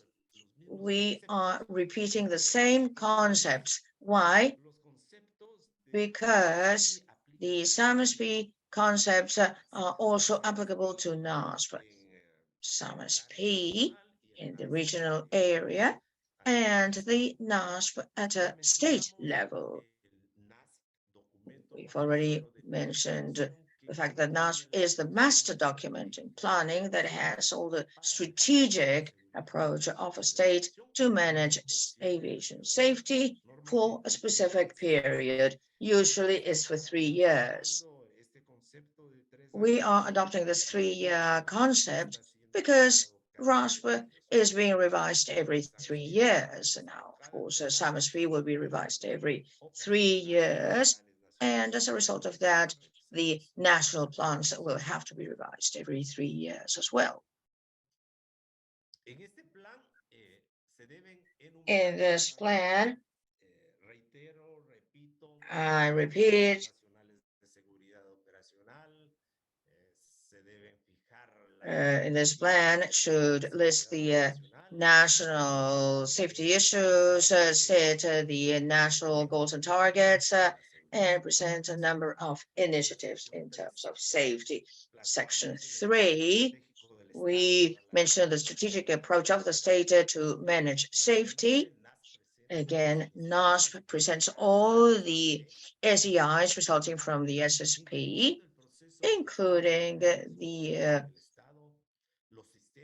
state's safety risk management processes, the data collection and processing systems in safety, and the establishment and implementation of SMEs of service providers. The guidance document for NASP has 2 sections.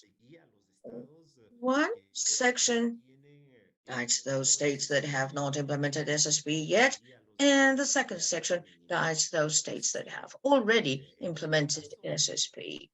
In our case, we need to be based on the first section, since most South American states have not implemented SSP yet. That is why we can't talk about using SSP data, because we will not be telling the truth. We are managing the risks. We are implementing or setting goals, and so on and so forth. Well, the update, I've already mentioned, every 3 years. The guidance document of ICAO shows this table, goals, indicators, targets, a column recommending a linker with SAMSP and GASP. And we've already seen a recommendation, which is to implement this table, to mention the goal, the base, the goals, initiatives, and so on. Section 4 talks about national safety risks. The state has to describe what risks there are, and also include the initiatives to tackle those national risks. One of the questions asked by the evaluators when they go to the states will be that one. What are the main safety risks in your state, and you should be prepared. You should know what those main risks are in your state. Now, amongst the initiatives, we include actions such as the drafting of standards, policies, safety monitoring activities, training workshops, and so forth. Daniel has given us some examples of initiatives. Well, we can list all the activities a state can conduct to enhance safety in order to reach the targets that have been set.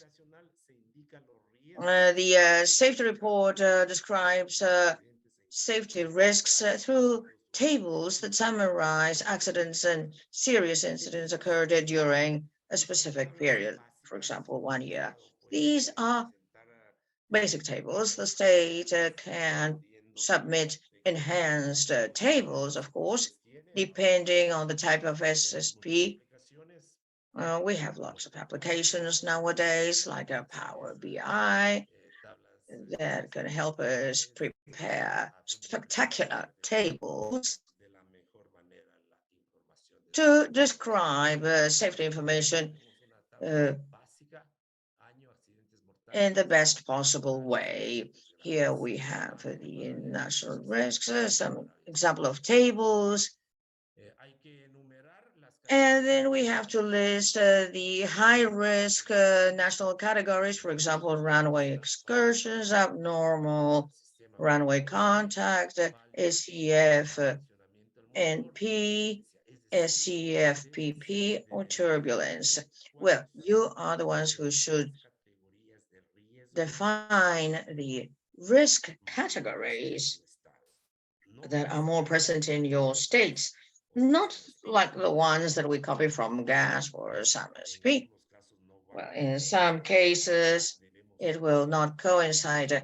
Here, we can ask for risk categories that may occur. Now, in addition to other high-risk categories, here we have some examples of risks: bird collision, evacuation, and the ones that were shown on the screen.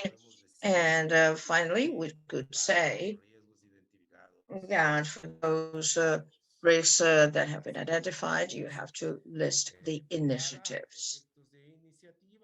Now, regarding the initiatives, we can refer to the NASP appendix, section 5, or the national safety problems or issues. Here we have a table with effective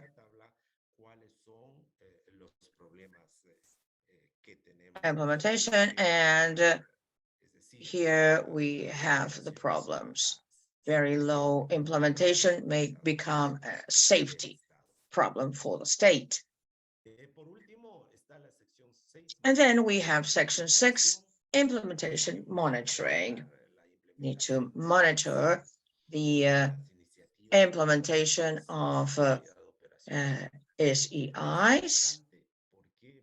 And this is important because if we are not implementing these initiatives, we will never manage to get the targets set. We need to perform continuous NASP revision, use performance indicators, and explain the causes why these safety goals were not reached. This is a slide that shows how to measure our risks through an SSPS. And last but not least, the appendix that Danielle explained in full detail. Well, any questions? Well, NASP is for the state, what SAMSP is for the region. It's got almost the same structure, the same strategic approach, the same path. the same road to follow. Eso básicamente. I mean, that's basically it. Preguntas. The floor is open for questions.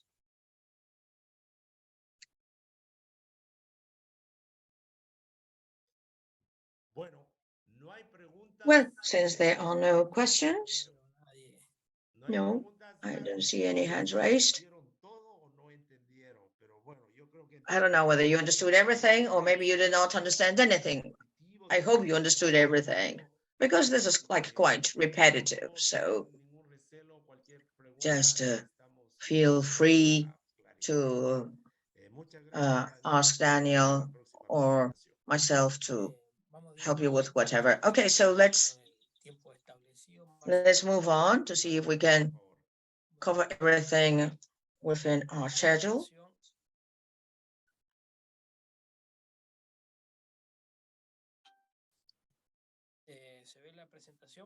Can you see my presentation? Sí, perfecto. Yes, we can. Thank you. All right, so let's now go straight to the point.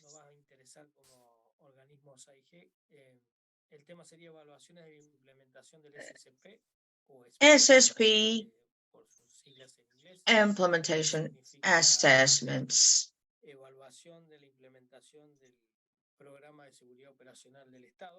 SSPIAs. So what is an SSPIA? What's its approach?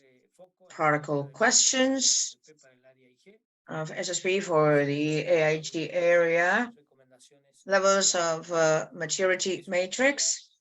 What's an SSPIA is performance-based activity of the CMA of the USWAP since 2020, level of maturity of a state, and it's done through a systematic revision of the implementation and maintenance of SSP through the protocol questions in different areas. It evaluates the level of maturity of a state reached in the implementation and maintenance of SSP.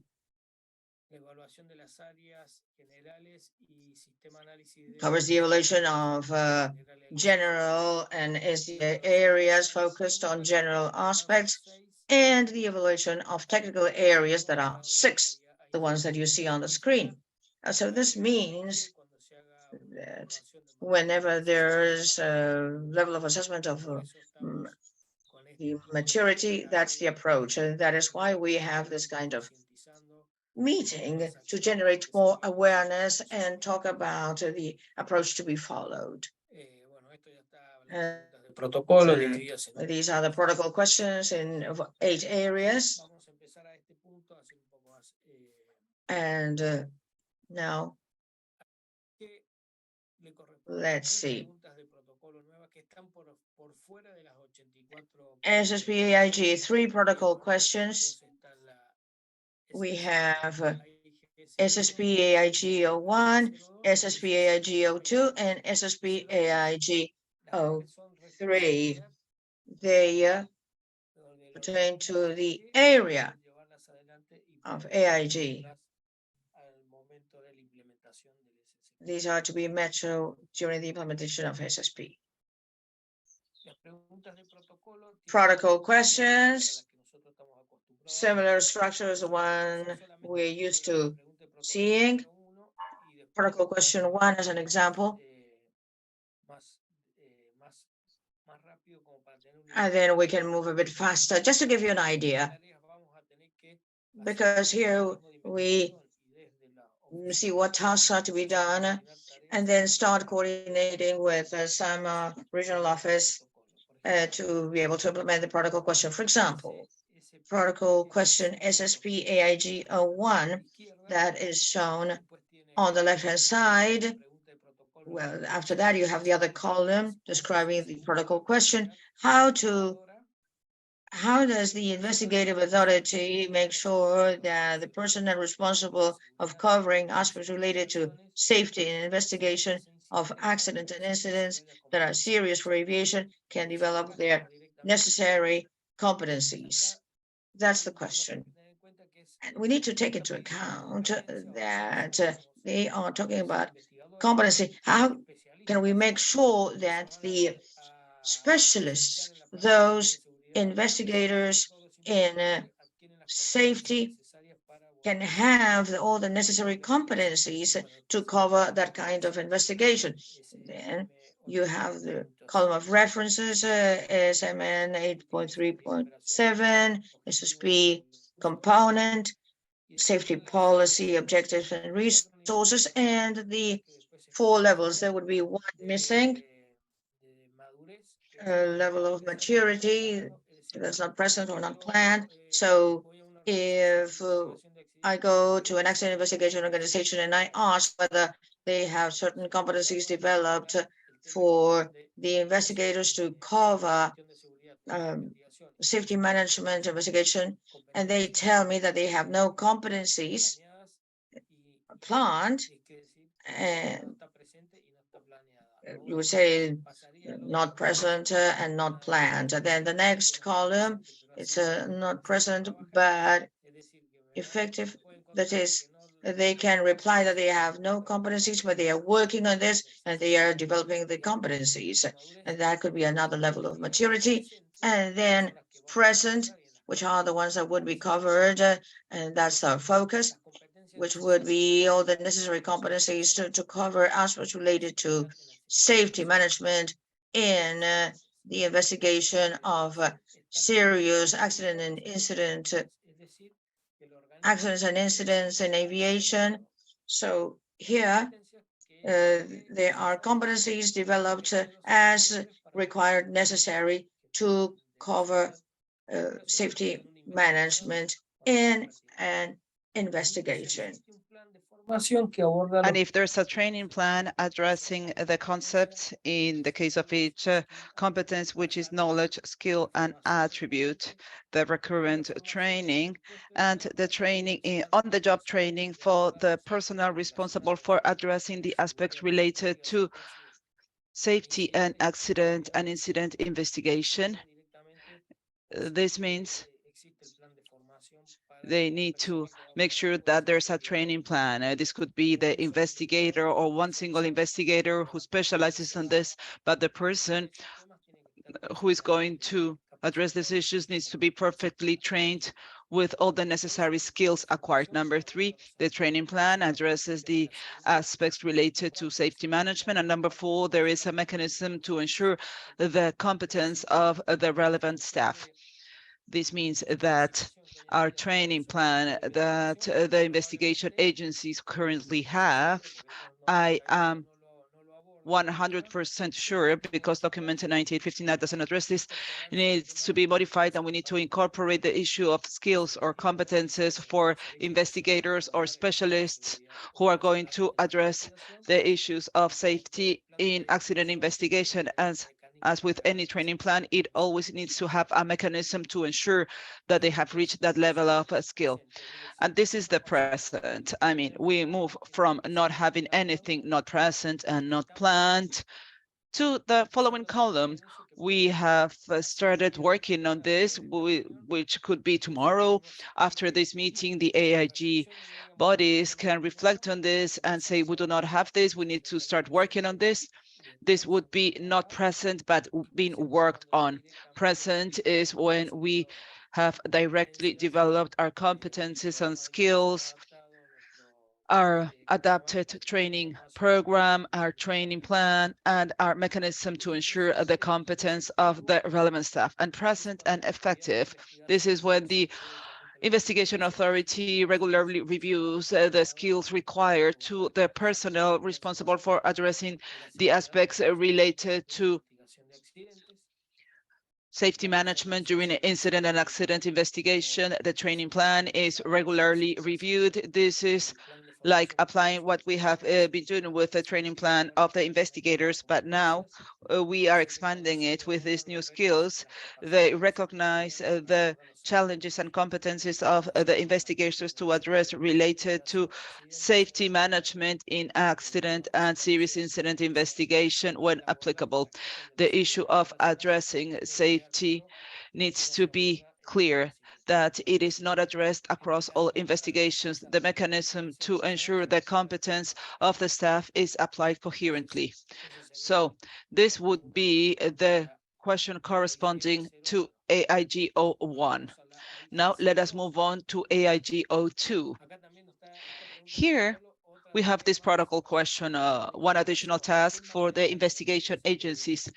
Which guidance material has been established to be used by the Accident Investigation Authority staff, that is the investigators, to help guarantee that the aspects related to safety management are adequately addressed in the investigations whenever relevant. And if we move on to the column of effective maturity, guidance material has been existing, he corrects himself. Well, guidance material has been elaborated for the investigation authority personnel of the state to ensure that the aspects related to safety management are adequately addressed in the investigation.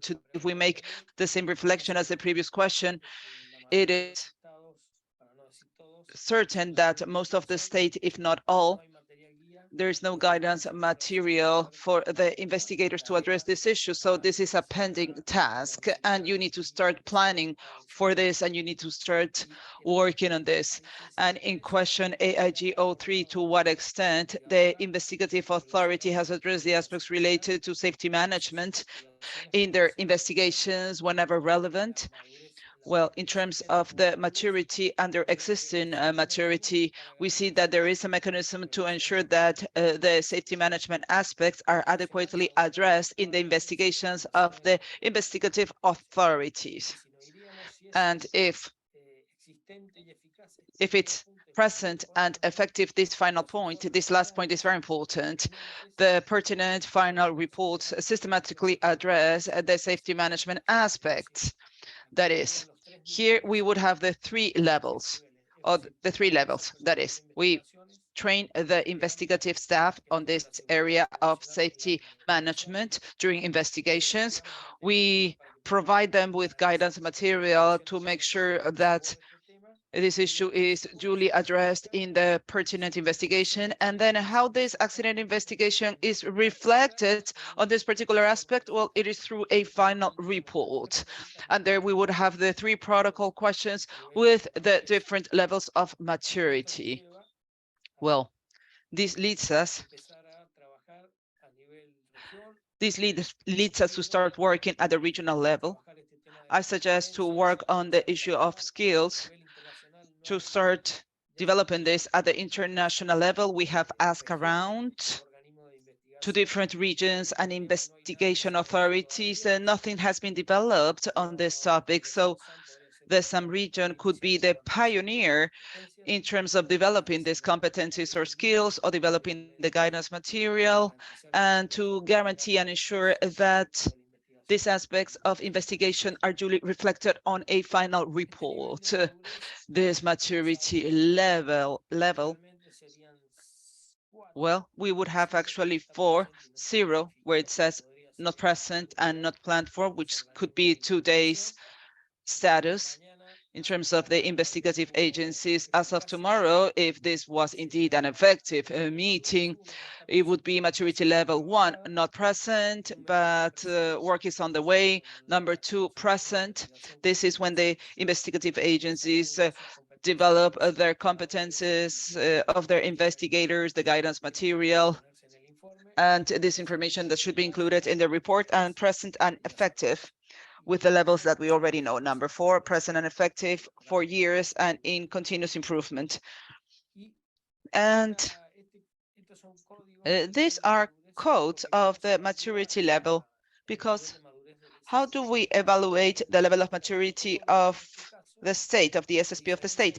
Through the PQs, but unlike the PQs where we use in the USOP, it is not satisfactory or non-satisfactory, but rather it has different levels of maturity with a score which gives us a final score. So when it is not present and not planned, it would be NP, not present, not planned, the value is 0. The PQ in the protocol would be 80 and the total would be 0. In the maturity level 1, not present, but being worked on, the score of the value is 0.25. If all the protocol questions had this maturity level, the total of the SSP of the state would be 20%. Number 2, present, has a value of 0.75, and the protocol questions are 80. In the case all the questions were at this level, the SSP of the state would have a 60%. And it has a present and effective, number 3, where the score is 1.25 for each PQ, and the total would be 100. So when it's in green, all the protocol questions and the level of maturity would be at 100%. And with level 4, which is present and effective for years and in continuous improvement, it has 1.25, but we maintain 100% of maturity. This is not applicable in this case. And this is just an example of a protocol question on AIG, where number 1 has already developed. It has the level of maturity is the one on level 3, which is present. It means it is present.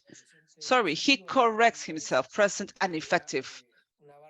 And it has a green bar, and it has 1.25% of implementation. The incidence of the AIG area regarding the percentage of the SSP are only 3 protocol questions, 3.75 out of 100. It is less, but anyhow, we are very much involved on this, and we need to keep on working on this. And this meeting, in addition to helping us strengthen our knowledge and to explain what the SAMSP is, well, this is the first time where the AIG authorities began reviewing it. So we also want this to be a trigger to start working at the regional level on the skills, the competences. And since Miguel Camacho is joining us today, perhaps this could be like a platform to receive any concerns and to keep on working on this. And to recommendations for the state, I will go through this very quickly. To appoint the staff of the technical areas for coordinating the SSP, we have the AIG area. The AIG agencies should have a person as the coordinator with the other coordinators of the other SSP areas in order to exchange information, updates, etc., to participate in the meetings, to add the new users in the OLF platform, to initiate the self-assessment by areas as soon as possible. Tomorrow, if you wish, the AIG bodies or agencies can do their own self-assessment to identify the missing parts. Which of the PQ questions you have not developed anything at all, to develop corrective action plans, CAPs? What is it that you are going to do in the future to coordinate, integrate, and communicate? The SSP without coordination, without integration, and without communication is not going to work. To finalize the establishment of the SSP present up to December 2022 and finalize the implementation of the SSP. We should try to finalize the implementation of SSP present and effective by December 2025. This would be all. I don't know if there are any questions. If not, the exercise, Marcelo, I don't know how long it will take us.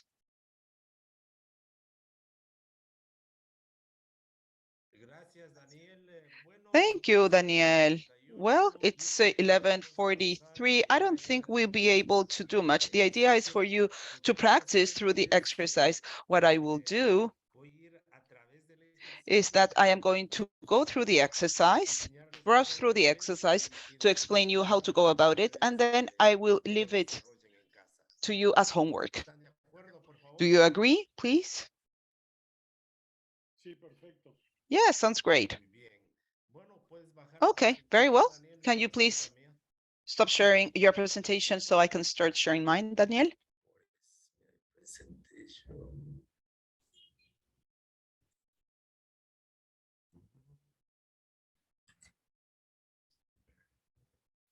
estoy.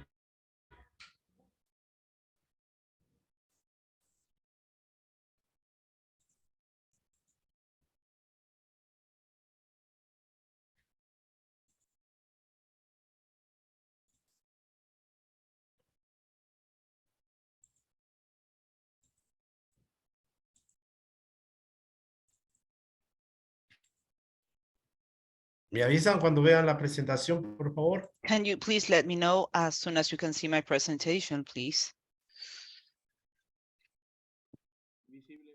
Yes, we can see your presentation. Ya. Yes, we can see your presentation. Very well then. The exercise has to do with how to calculate indicators, metrics, and alert levels. This is a case study. According to the following data, calculate the average indicator in a 5-year period, the target for next year, 2023, and the corresponding alert levels by manually applying the formula described in the document on alert levels calculation that you will find in the workshop supportive document.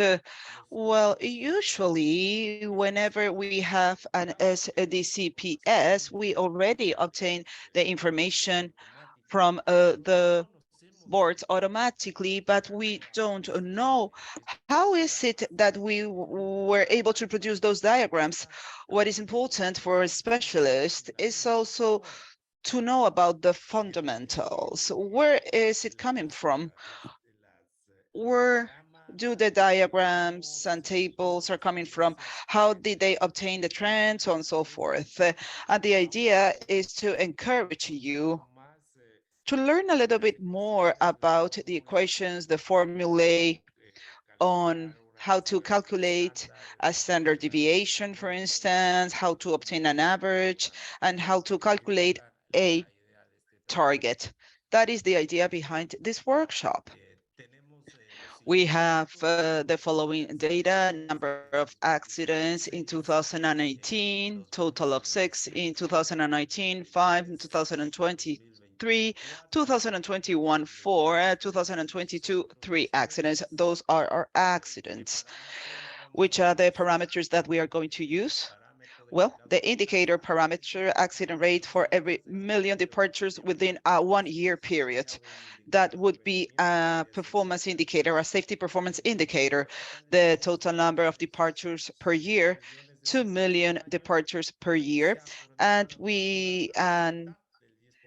an improved target has been agreed on of 10% for the year 2023. So we already have the data. So let us move on to solve the problem. Estimated time. Well, we were planning to give you 45 minutes for this, but that is no longer possible because we have run out of time. So we are going to do it jointly. Expected results. We expect that each participant sends the average indicator of the 5-year period in an adequate Word format. They should also send the target for the following year, 2023, and the corresponding alert levels. The expected results. Okay, we are repeating this, and let us go directly to the case study as such.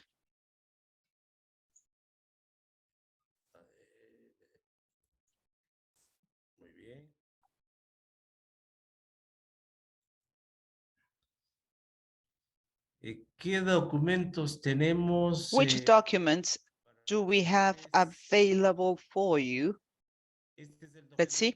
Well, this is the document that we showed in the presentation. Can you please let me know if you can see the Word document on the screen? Yes, we can see it. Okay, so this is the document. Here you see, you have the case study that we addressed in the presentation. Very well.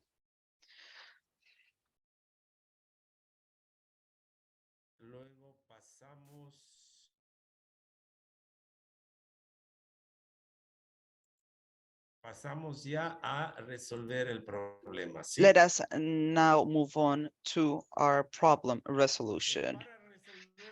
In order to solve the problem, you have this document called Cálculo de los niveles de alerta en base al indicador promedio, cálculo de la meta, que is calculation of the alert levels based on the average indicator and target calculation. Here we indicate that the determination of the alert level is associated with the behavior of the trend of the historical data of an indicator. The fundamental of this is to ensure that an actual alert configuration of indicator has considered its own recent historical behavior. The performance of historical data is specifically measured through two characteristics of the group of historical data, the average value and the standard deviation value. The alert levels for a new follow-up period, which is current year, is based on the performance of the previous period, the previous year or years, and are derived from these two values, both average and standard deviation. The alert levels are represented on the graphic of the safety indicator through three alert lines as follows.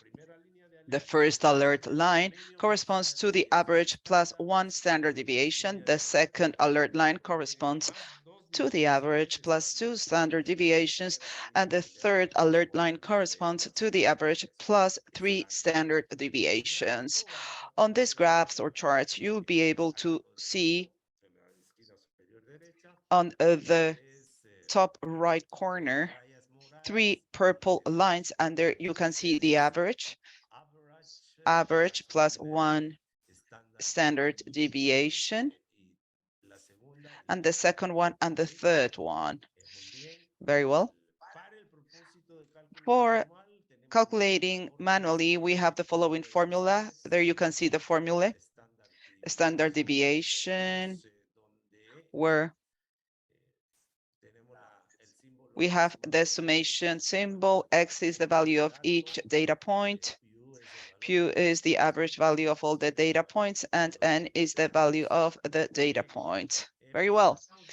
Moving on very quickly to the manual calculation. The manual calculation is shown as follows through an example. This is just an example. The idea here is for you to replace in this example the data that we provided in the case study.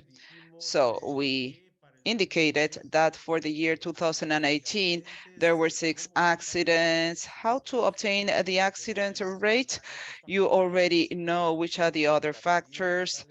The total departures were 2 million, and the measurement range was 1 million. So since we have 6 accidents, we divide 6 by 1 million, 2 millions. This gives us 3 in the study. So we replace it. It's 3 for the year 2019. These were 5 accidents, 5 for 2 millions, 1 million, 5. Sorry, he corrects himself, 2.5, which is there.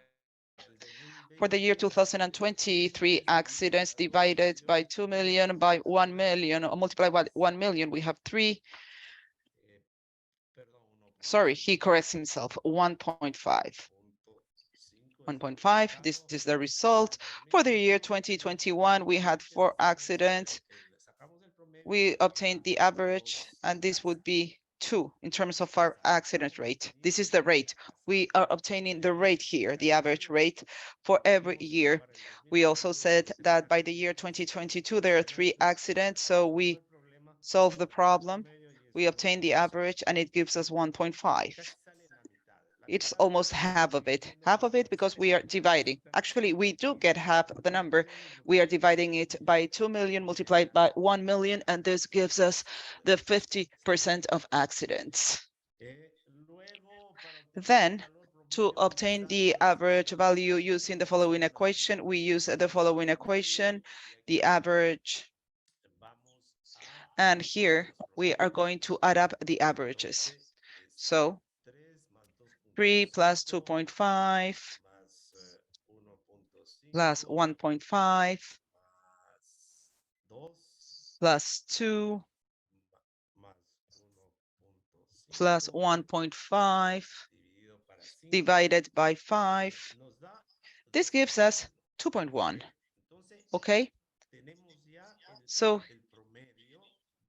Here we have the average of the period of 5 years. This is our average, and this will be our baseline for calculating the improvement, the target in this case. Now, we need to calculate a standard deviation in order to obtain the values of the alerts. To calculate the standard deviation population, first we calculate the difference of each rate with the average, and we elevate or raise each value to the square. So here we replace data. Ponemos, acá va a ser el X era el promedio. X was the average. So for the first case, it is 3.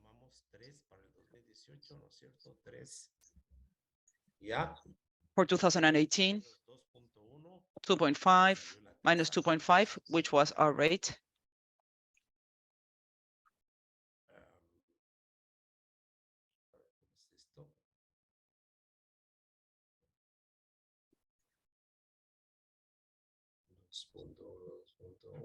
Ya, sí.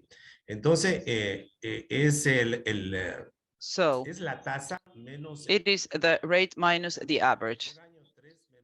For the first year, 3 minus 2.1. Here we would get 0.9. And the standard deviation is for the first year of 0.81. If you wish, you can follow me using your calculator. So we have 2.5, which is the rate minus the average, which is 2.1. We replace this number very quickly. It gives us 0.4 squared. This gives us 0.16. Then the average for the third year is 1.5, very well, minus 2.1, the rate minus the average.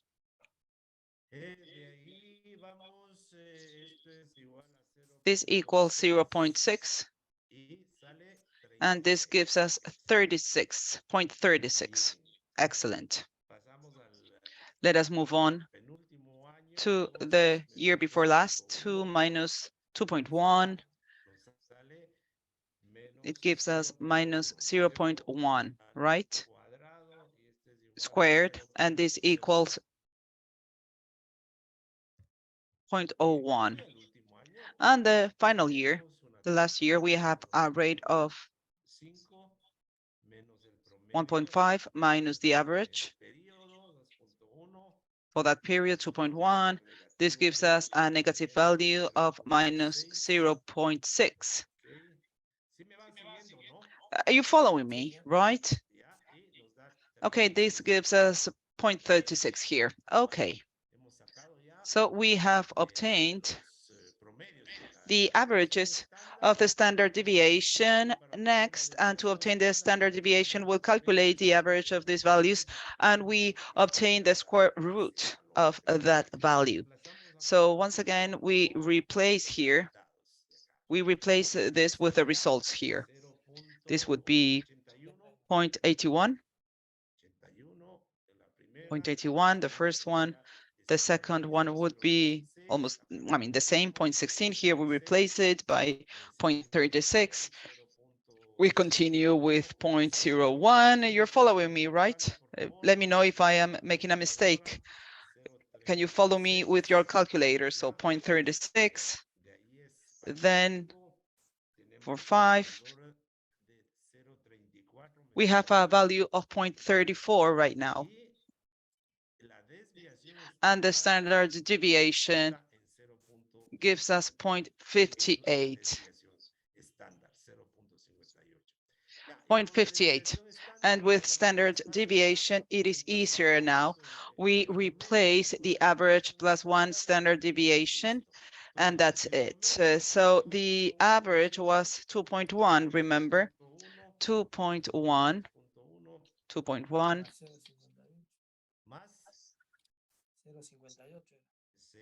plus 0.58. Perfect. Excellent. And this gives us a result of 2.68. Can you please follow me so as not to make any mistakes? So 2.1, very well. And here we have twice 0.58, which is the standard deviation.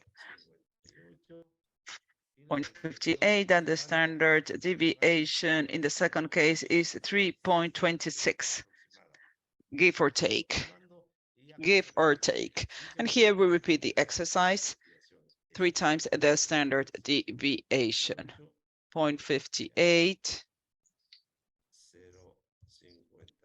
0.58, and once again 0.58, and this gives us a total of 3.84. Bingo. And we have now obtained the alert levels. Finally, the calculation of the goal. You might remember that we requested 10% of improvement by 2023. Very easy. We applied 10% of the average.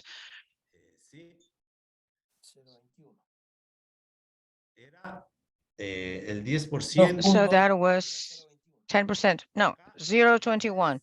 Instead of this one, it would be 10 times 2.1. All right.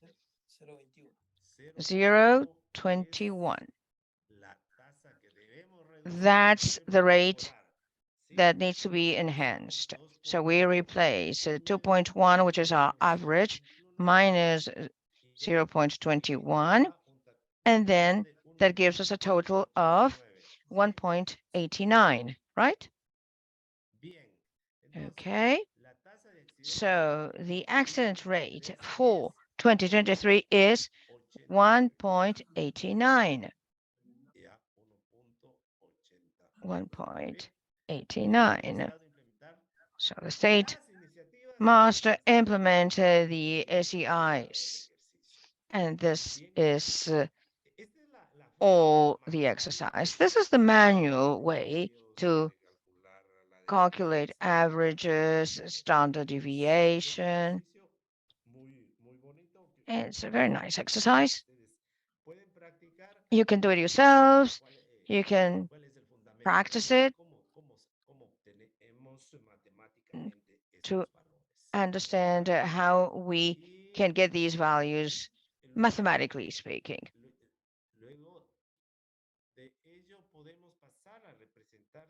And then after that, we can transfer these values to the template. Let me see.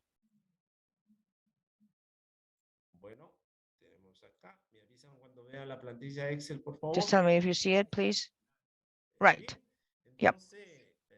Okay. Here we have the table, the indicator 3, 2.5, 2018 it was 3, 2019 2.5, 2020 1.5, 2021 2, and 2022 1.5. Next column, we have a number of departures, frequency, 1 million, and then the 10%. That's 1.89. You see here, alerts 1, 2, and 3. And you can see it on the graph as well. That's our performance. The performance of this indicator during the last year, the value is 0 here, so we'll put, say that we had 2 accidents. Now, what would the rate be then, please, with 2 accidents? 1. Okay, good. Right. Do you see how the indicator moved? Yes? Well, in this way, we end up having one standard below 0.89, right? It's breaking. Marcelo's internet is breaking, but it was below the average, which was 2.1. The indicator has exceeded alert number 1. As we can see, that happened in 2012. Well, that's the kind of exercise we can do.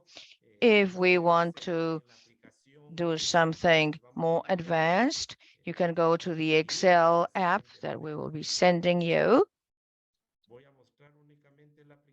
Let me just show you the application itself, just for the sake of time. You see it? Yes, we can. Okay, so here on the left-hand side, you see the years, so you can change the years. 2022, for example, on the right-hand side, you copy the last year where it says 2012, you can put 2022 and then 2023. Those same values are all departures, 2 million accidents in 2023. You should put 2 accident rate. No, let's do it. Let's write 2023. Let's see if it works.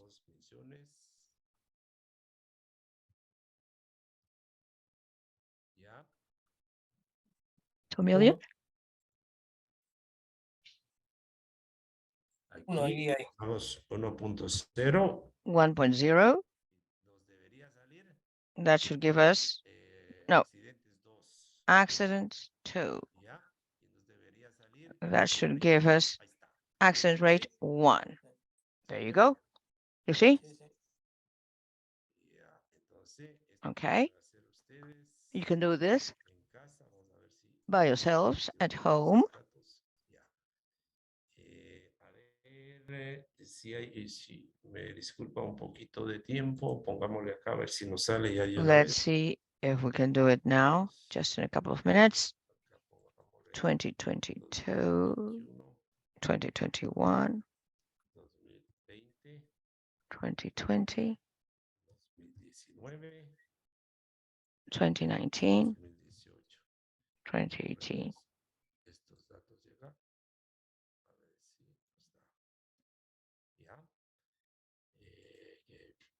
Hay que cambiar. 2018. Accident 6, 2018, 5, 3, 4, and 3. Tiene que cambiar la de parcho, 2 millones. Change the departure. 2 million then.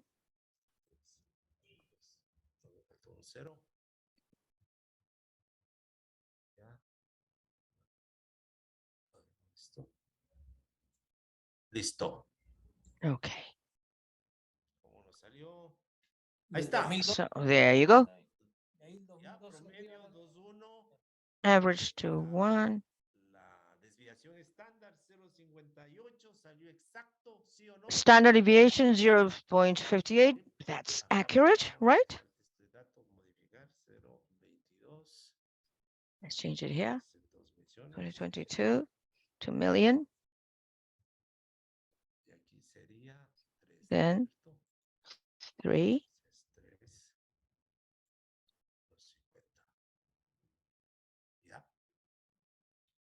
Bien. Okay. So we have all the data. They all match, right? Average 2.10, standard deviation 0.58, alerts 2.68, 3.27, 3.84, 3.85. What's missing? The target. What was it? 10%? Let's see. What happened? 10%? Right. That's it. 1.89, right? Yes. That's the target, right? 1.89. Well, why? Because it's 10% of 2.10. That's the formula. Well, so you see, you can do this exercise, and then we'll see how it's represented. Something failed here.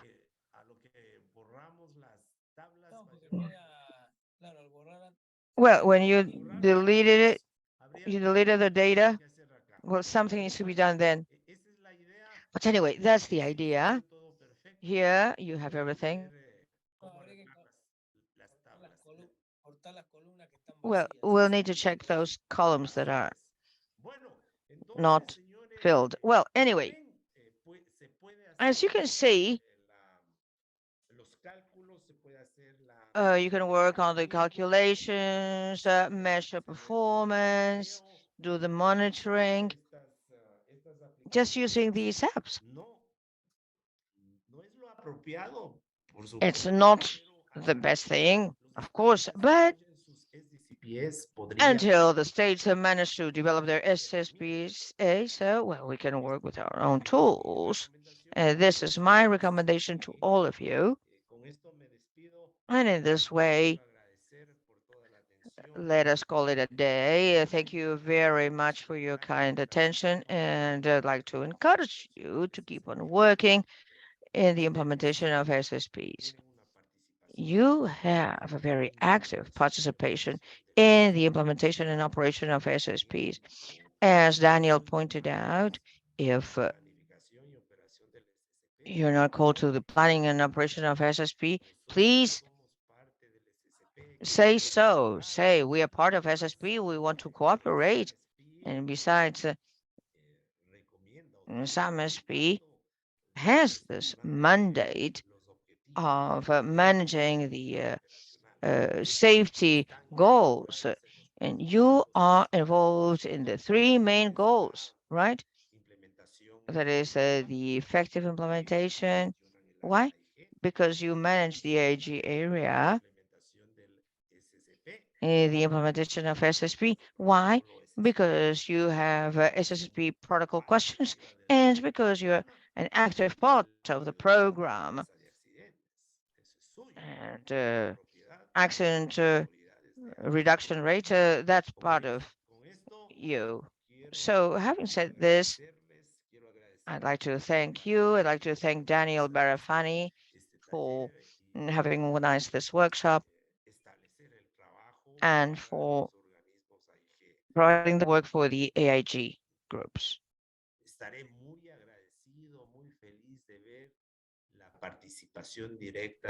I'll be really happy when I see your direct participation in safety management, both in your own states and in the SAM region. Well, once again, thank you very much. May you have a pleasant evening and see you soon. Thank you. Thank you, Marcelo. Thank you for your time, for the excellent explanation you always give us with the general approach on safety.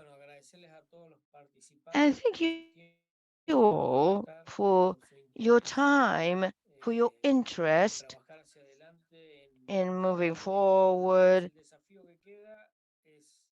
Now, the challenge ahead of us is to develop all the right competencies for accident investigators and promote the participation of SSP in each state. And well, this has been one first approach. We've already talked with Marcelo Ureña, and we've said the next time we will be having a meeting with another investigation authorities and civil aviation authorities to generate more awareness about the importance of SSP and all the civil aviation authorities in each state. So once again, thank you very much. Unless there are no more questions, we can call it a day now. If you have any further questions, just send them to me through the regional office or if you can have a platform, and you can refer to Miguel Camacho as well. Once again, thank you very much to all of you. Thanks to Eva Maria as well. Thanks, Deborah, and we thank our interpreters for the work done. Have a good afternoon. Aquellos que tengan preguntas pueden hacer, y si no, bueno, nos estaremos viendo pronto. Gracias. Bueno, Claudia, Daniel, Daniel, I'd like to greet everybody. Thank you very much, Marcelo and Daniel, for all your guidance. As you know, Chile is always participating in these matters. The AIG Authority of Chile, which is Claudio Pandolfi, attended most of the meeting, but he had to leave for another meeting. We're always willing to support as much as we can, because at the end of the day, it'll be for the benefit of the whole region. You can count on us, and we wish you all the best, and let us continue working in the enhancement of safety in our region. Thank you very much. Thank you, Claudia. We know that Chile is always assisting us. Great.